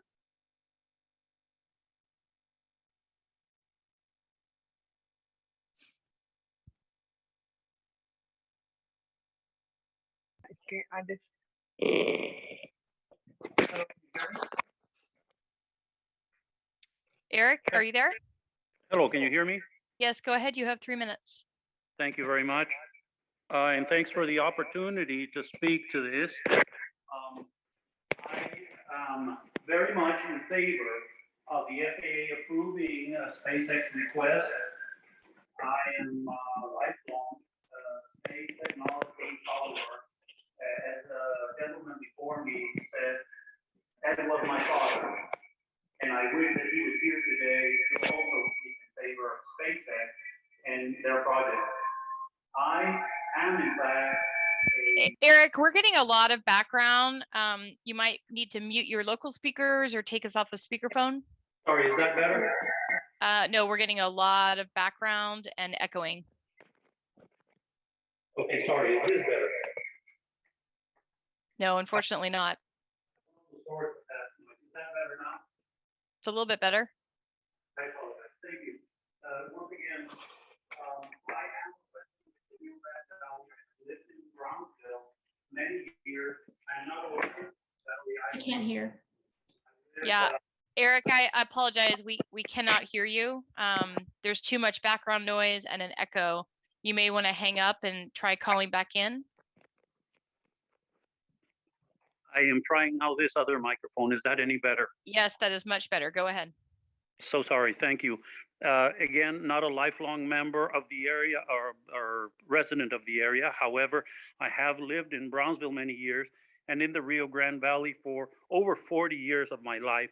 I know the area quite well. I have family members as well as many friends in the area.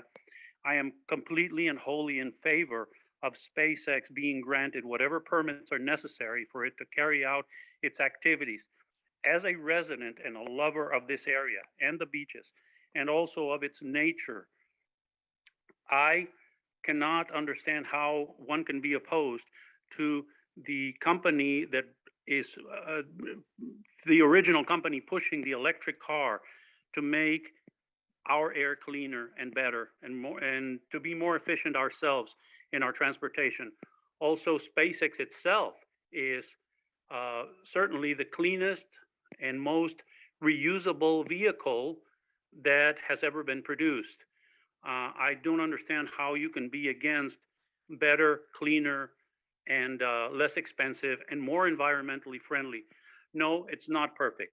Yes, there are trade-offs, but I think that the benefits for us in the area and for humanity as a whole far outweigh the risks or the drawbacks that we are seeing. Until recently, Brownsville was known for very few things, despite having beautiful nature trails, despite having unique wildlife. The area was not an attraction to travel or to tourism, except for nearby South Padre Island.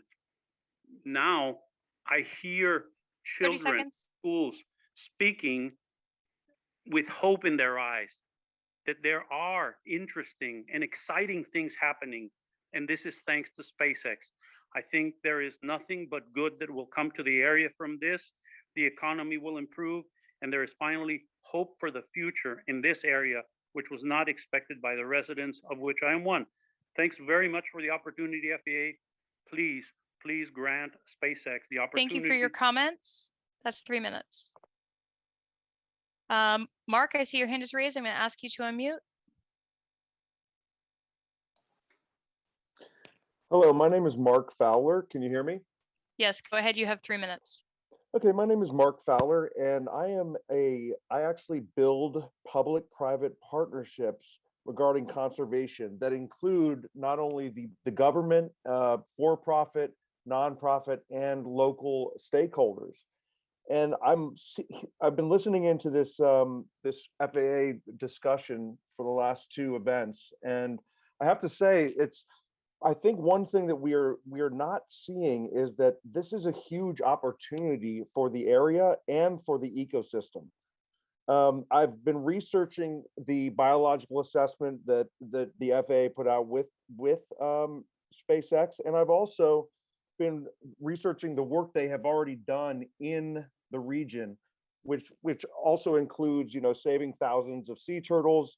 They're working with the Peregrine Fund, which is the top falcon and bird of prey restoration organization in the world. They breed and release falcons, so the Apamato falcon the numbers could be actually increased. They're also working with local stakeholders on ocelot, on potentially breeding and hopefully one day re-releasing ocelots and hopefully increasing the habitat. One thing people don't realize is the loss of habitat is the largest threat to all wildlife. And if you look at the southern Rio Grande Valley, 95% of the valley has been degraded significantly.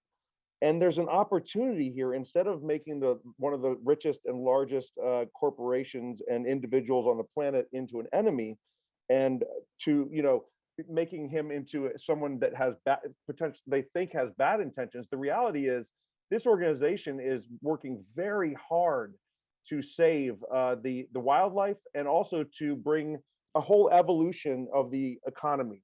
One last thing I'd like to say is that SpaceX and Boca Chica is almost exactly like Cape Canaveral and the Kennedy Space Center. Cape Canaveral seashore and the Merritt Island National Wildlife Refuge are literally some of the most diverse in the country. It's one of the largest and most diverse in the country, and the Kennedy Space Center sits right in the middle of it.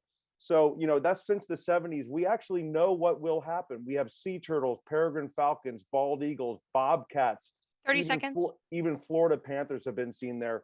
And it also brings something like $1.82 billion to the local economy. So I think we have an amazing example of what will happen if this is approved and when this is approved. And there's an amazing opportunity for the local people, for the government, for the nonprofits, and for the for-profit. So I very much support SpaceX in this endeavor, and I believe it will be greater. That's time. Thank you for your comments. Okay, folks, I'm not seeing Laida or Brian on the line, so I'm going to move to the next 5 speakers. Ian, I see your hand is raised. May I ask you to unmute? Hello, can you hear me? Yes, go ahead. You have 3 minutes. Excellent. All right. Hi, thank you for allowing me to speak tonight. I represent no special interest group, only myself. I'm sure you'll receive many detractors of this project, both orally and in writing, and I would like to take my 3 minutes to briefly address some major concerns regarding the construction of the Boca Chica launch site. I believe that solutions to detractors' concerns can and should be implemented in a way that does not impede on the unprecedented speed and efficiency of SpaceX's operations. One major concern comes largely from environmentalists who protest that the launch operations will destroy endangered species and fragile wildlife. Although these are valid concerns, I call back to NASA astronaut Don Thomas's autobiography, Orbit of Discovery. He details that before one of his shuttle missions, his ship was attacked by a woodpecker, which pecked dozens of holes into the external tank's insulating foam, significantly delaying the launch. In response, NASA worked in coordination with wildlife and environmental organizations to implement solutions such as hanging predator-shaped balloons and figurines around the launch site to ward off woodpeckers, which had the added bonus of ensuring their own safety during launch. This story serves an important lesson. Effective solutions to problems are possible that do not involve extreme and regressive measures. Another major concern involves a gas plant. First and foremost, the idea that any sort of fracking operation or massive conspiracy or cover-up is taking place is not grounded in fact and is largely based on speculation. One primary argument is that SpaceX violates emission thresholds by running a 250 megawatt power plant 24/7. However, the critic does not take into account that a 250 megawatt plant only needs to be run during launch operations, that such a plant will almost never be needed to run at maximum capacity, and also fails to disclose that per section 2.1.4.7 of the document, there will be a small turbine in addition to the large one. It is likely that SpaceX will use the smaller turbine 24/7 for essential systems and fire up the larger one during launch operations. Thus, the possibility of a fracking operation is eliminated, and natural gas may be transported from abandoned natural gas wells nearby via an underground pipeline that has minimal impact on the environment or wildlife, although this is not clear in the document. In conclusion, I fully support SpaceX's ambitions for their Starship Super Heavy program, and I also acknowledge that the concerns of locals and environmentalists. Therefore, I only have 4 requests. Number 1, SpaceX 30 seconds. SpaceX should make clear in their document where natural gas will be sourced from. Number 2, SpaceX should work in unison with environmental groups to implement solutions to their concerns. Number 3, SpaceX or the county should build a separate access to Boca Chica Beach so that locals can enjoy their homeland while SpaceX conducts operations without the need for closures. And finally, these requests should be done with the utmost speed and efficiency so as not to impede on SpaceX's activities. Thank you for your time and allowing for me to speak to you tonight. Thank you for your comments. Okay, folks, I'm not seeing Mark, Jacob, or Victor on the line this evening. I've posted the names of the next 5 in the chat. Before I get to them, Craig, I apologize. I almost skipped you. Craig, I'm asking you to unmute. Is my microphone on? Yes, go ahead. You have 3 minutes. Good evening. My name is Craig Casper. I am a resident of Padre Island, and I have read the preliminary environmental assessment. I'm actually surprised that a mitigated EA is the approach being attempted. I have been the leader of nearly 15 NEPA assessments, including 15 full EISs. Based on that experience, I asked that a tiered EIS to describe detailed analyses of the significant direct, indirect, and cumulative impacts of the proposed actions and the appropriate mitigation for those actions be undertaken. It is criminal that individually significant actions, such as a desalination plant, are discarded without exploration. Significant secondary impacts, such as changes in population and increasing support industries developing in the area, aren't discussed at all. And significant cumulative impacts, such as increased tourism and fangirls driving around looking at the cool rockets, are discarded without discussion. The FAA is the cognizant agency for the NEPA Environmental Policy Act. It needs to treat it with the gravitas that deserves. Facilitating the richest man on the planet to ignore the laws of the United States at the expense of low-income, minority, and vulnerable ecosystems is not the role that the FAA should embrace. It may be that the benefits of the proposal outweigh the impacts. It may also be that the currently proposed location is not suitable for the development and launching of Starship and Super Heavy. Maybe the abandoned bombing range on Calabria would be better. It's further south and would provide more of a boost without the ecosystem damage. Without a complete environmental impact statement in an effort to include all of the actions that will be undertaken on the site, it is quite literally impossible for anyone to know. Please begin the final EIS immediately. Or if the need for this facility is truly of national interest, then appeal to Brenda Mallory at the Council of Environmental Quality for an exemption. That is why that option exists. I also want to say that I fully support Elon Musk dying on Mars. and I'm not picky about it being on impact or not. Also, Tiffany Mendoza, you, the translators, and the court reporter. Oh my God, you guys are doing a heck of a job. I hope you all have rum punches in your immediate future. You ladies have earned it. Go Big Red, and remember to always throw the bones. Booga, booga, booga, booga, booga. Bzzz. Thank you for your comments. Whee! Okay, folks, our next 5 speakers, these may be the last 5 that we have time to hear from this evening, are Nicholas Morales, Ernesto Lopez, Richard Harrell, Stanley Nate, and Melissa Martinez. Ernesto, I see your hand is raised. I'm going to ask you to unmute.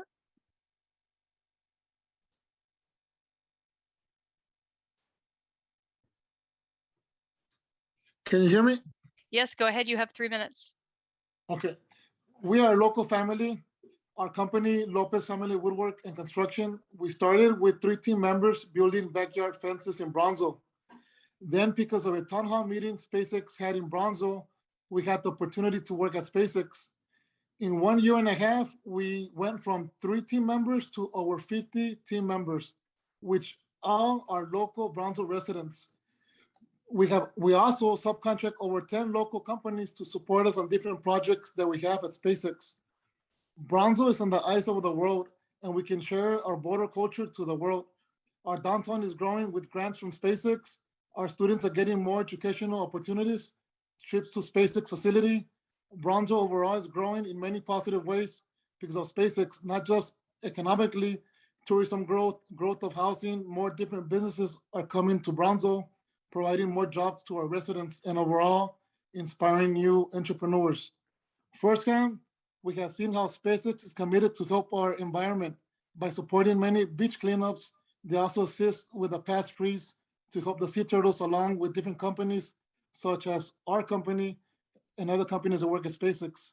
We're watching history unfold in our backyard, a glimpse to become a multi-planet species. One day we will have tacos in Mars while playing Tejano music in a colony in Mars. And that's just one culture of many cultures that will be preserved throughout the universe. As a Purple Heart veteran, SpaceX Starship program reminds me the meaning of the American dream, to always follow your dreams and to get the mission done. Thank you, FAA. Thank you, SpaceX, God, country, family. And thank you for your time. Thank you for your comments. Okay, Stanley Nate, I see your hand is raised. I'm going to ask you to unmute. Hi, can you hear me? Yes, go ahead. You have 3 minutes. Thank you. The focus on protecting natural amenities and the local ecology is very much warranted. However, it is also important to note the incredible positive potential of the research and development being conducted at this site. I do not believe it is hyperbole to say that the technology being advanced at this location may be seen by future generations as one of the defining advancements of the 21st century. Stanley, my apologies for interrupting. You need to slow down just a little bit. Sure, will do. The road to becoming a multiplanetary civilization will undoubtedly be a long and hard one, and there is no guarantee of success. SpaceX's Starship project, even if entirely successful, will not alone allow us to achieve that goal. However, its immense capability and its focus on complete reusability are critical first steps along that path. Critical first steps that, to be frank, no other organization on Earth is currently seriously pursuing. Even NASA, which remains to this day the only entity to ever send humans beyond low Earth orbit, has not done so in nearly 50 years, and the current plan to return to the moon relies on the successful development of Starship. Extending our civilization beyond our home planet is likely to be the most difficult endeavor humans have ever pursued, but it is not an exaggeration to say that our best chance of success, and for the foreseeable future, likely our only realistic chance of success, lies with the budding development and launch site in Boca Chica, Texas. It is hard to imagine now, with humanity's space program still in its infancy, the full measure of what that success might look like. But if this endeavor is successful, if we do become a spacefaring civilization like those that currently exist only in the dreams of science fiction, if we're able to, hundreds and thousands of years from now, construct massive orbital space colonies, build cities on distant moons, even terraform other worlds, our descendants will see Earth's ecology expand into the cosmos. Earth is an incredibly rare world, perhaps even an entirely unique one, and therefore protecting and sustaining its beauty and its habitability are critically important. But equally important is proliferating that natural beauty so that Earth is no longer the only oasis of life and nature in the vast desolation of space. This is why I believe that the work that SpaceX is doing is critical to the future, not just of humanity, but also of the flora and fauna with whom we share this beautiful world. It is incumbent upon SpaceX to take whatever realistic measures they can to protect the surrounding environment and avoid undue inconvenience to their neighbors. But as long as they do so, it is also critical that this vital work be allowed to continue, that the drawbacks of beach closures and intermittent sound pollution be weighed against the tremendous and unparalleled benefits that this project and those that directly follow from it will bring to future generations. One day, 30 trillions seconds. of one day, trillions of humans living and thriving throughout our solar system, and perhaps even on worlds beyond, will be able to trace their origin back to the advancements made and the risks taken by our generation. Trillions of humans who might only exist because here, at the tail end of 2021, humanity made the bold and courageous decision to take our first fearless footsteps on the road to the stars. Thank you. Thank you for your comments. Okay, I am not seeing Nicholas or Richard on the Zoom. Melissa Martinez, I'm going to ask you to unmute. Hello?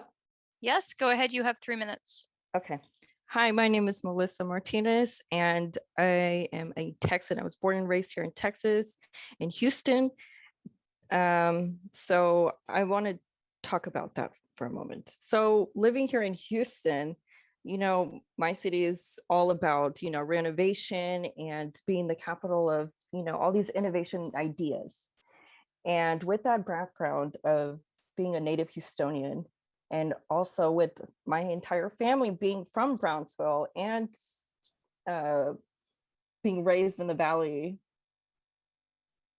I want to take this opportunity to uplift both context of when it comes to, the desires of innovation. And also, I really appreciate all previous speakers talking about sustainability and preservations and all these big, bold ideas.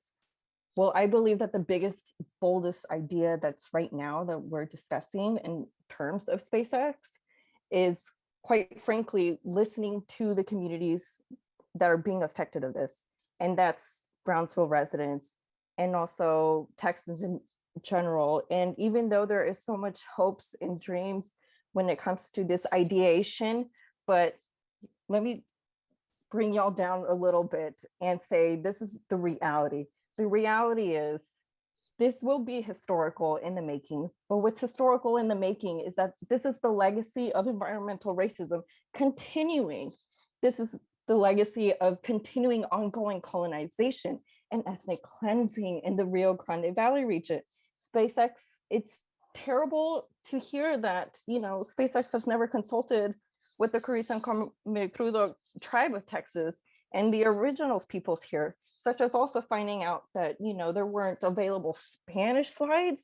We're talking about a group that is being affected, that is solely the #1 main language is Spanish. And you cannot tell me that there is discrimination not involved here. It is a prized concept of this. And it is also horrifying to hear that there is so much, all of these accommodations to a rich white man in comparison to the residents that will be affected in this community.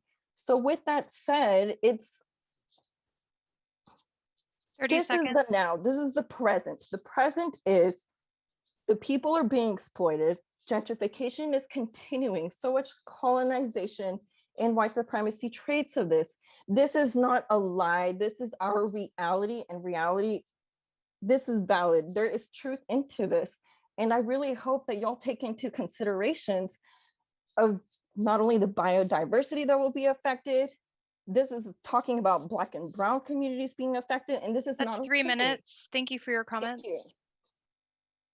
Richard Harrell, I see your hand is raised. You will be the final speaker this evening.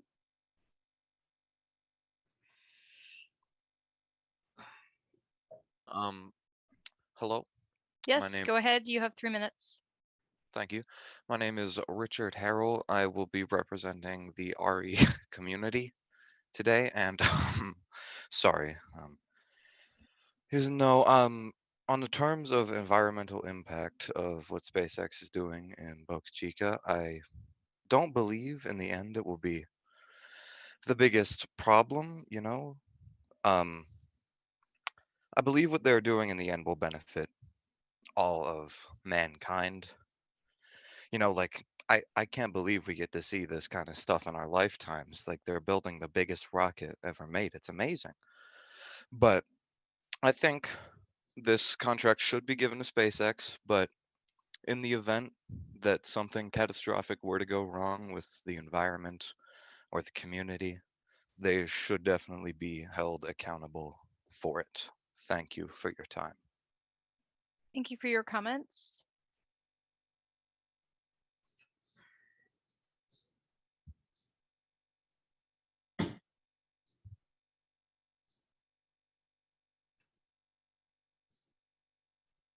Okay, ladies and gentlemen, we apologize that the time has run out before some of you had an opportunity to provide your oral comments. I know many of you have been waiting for a long time. Please remember that all comments, whether submitted orally, electronically, or in writing, will receive equal consideration. Please submit your comments electronically via the project email at spacexbocachica@icf.com, or you can mail comments to Ms. Stacy Z, SpaceX PEA, care of ICF, at 9300 Lee Highway, Fairfax, Virginia, 22031. Before including your address, phone number, email address, or other personal identifying information in your comment, please be advised that your entire comment, including your personal identifying information, may be made publicly available at any time. To ensure the FAA has sufficient time to consider public input, comments must be submitted by November 1st, 2021. Thank you for attending. This hearing is adjourned.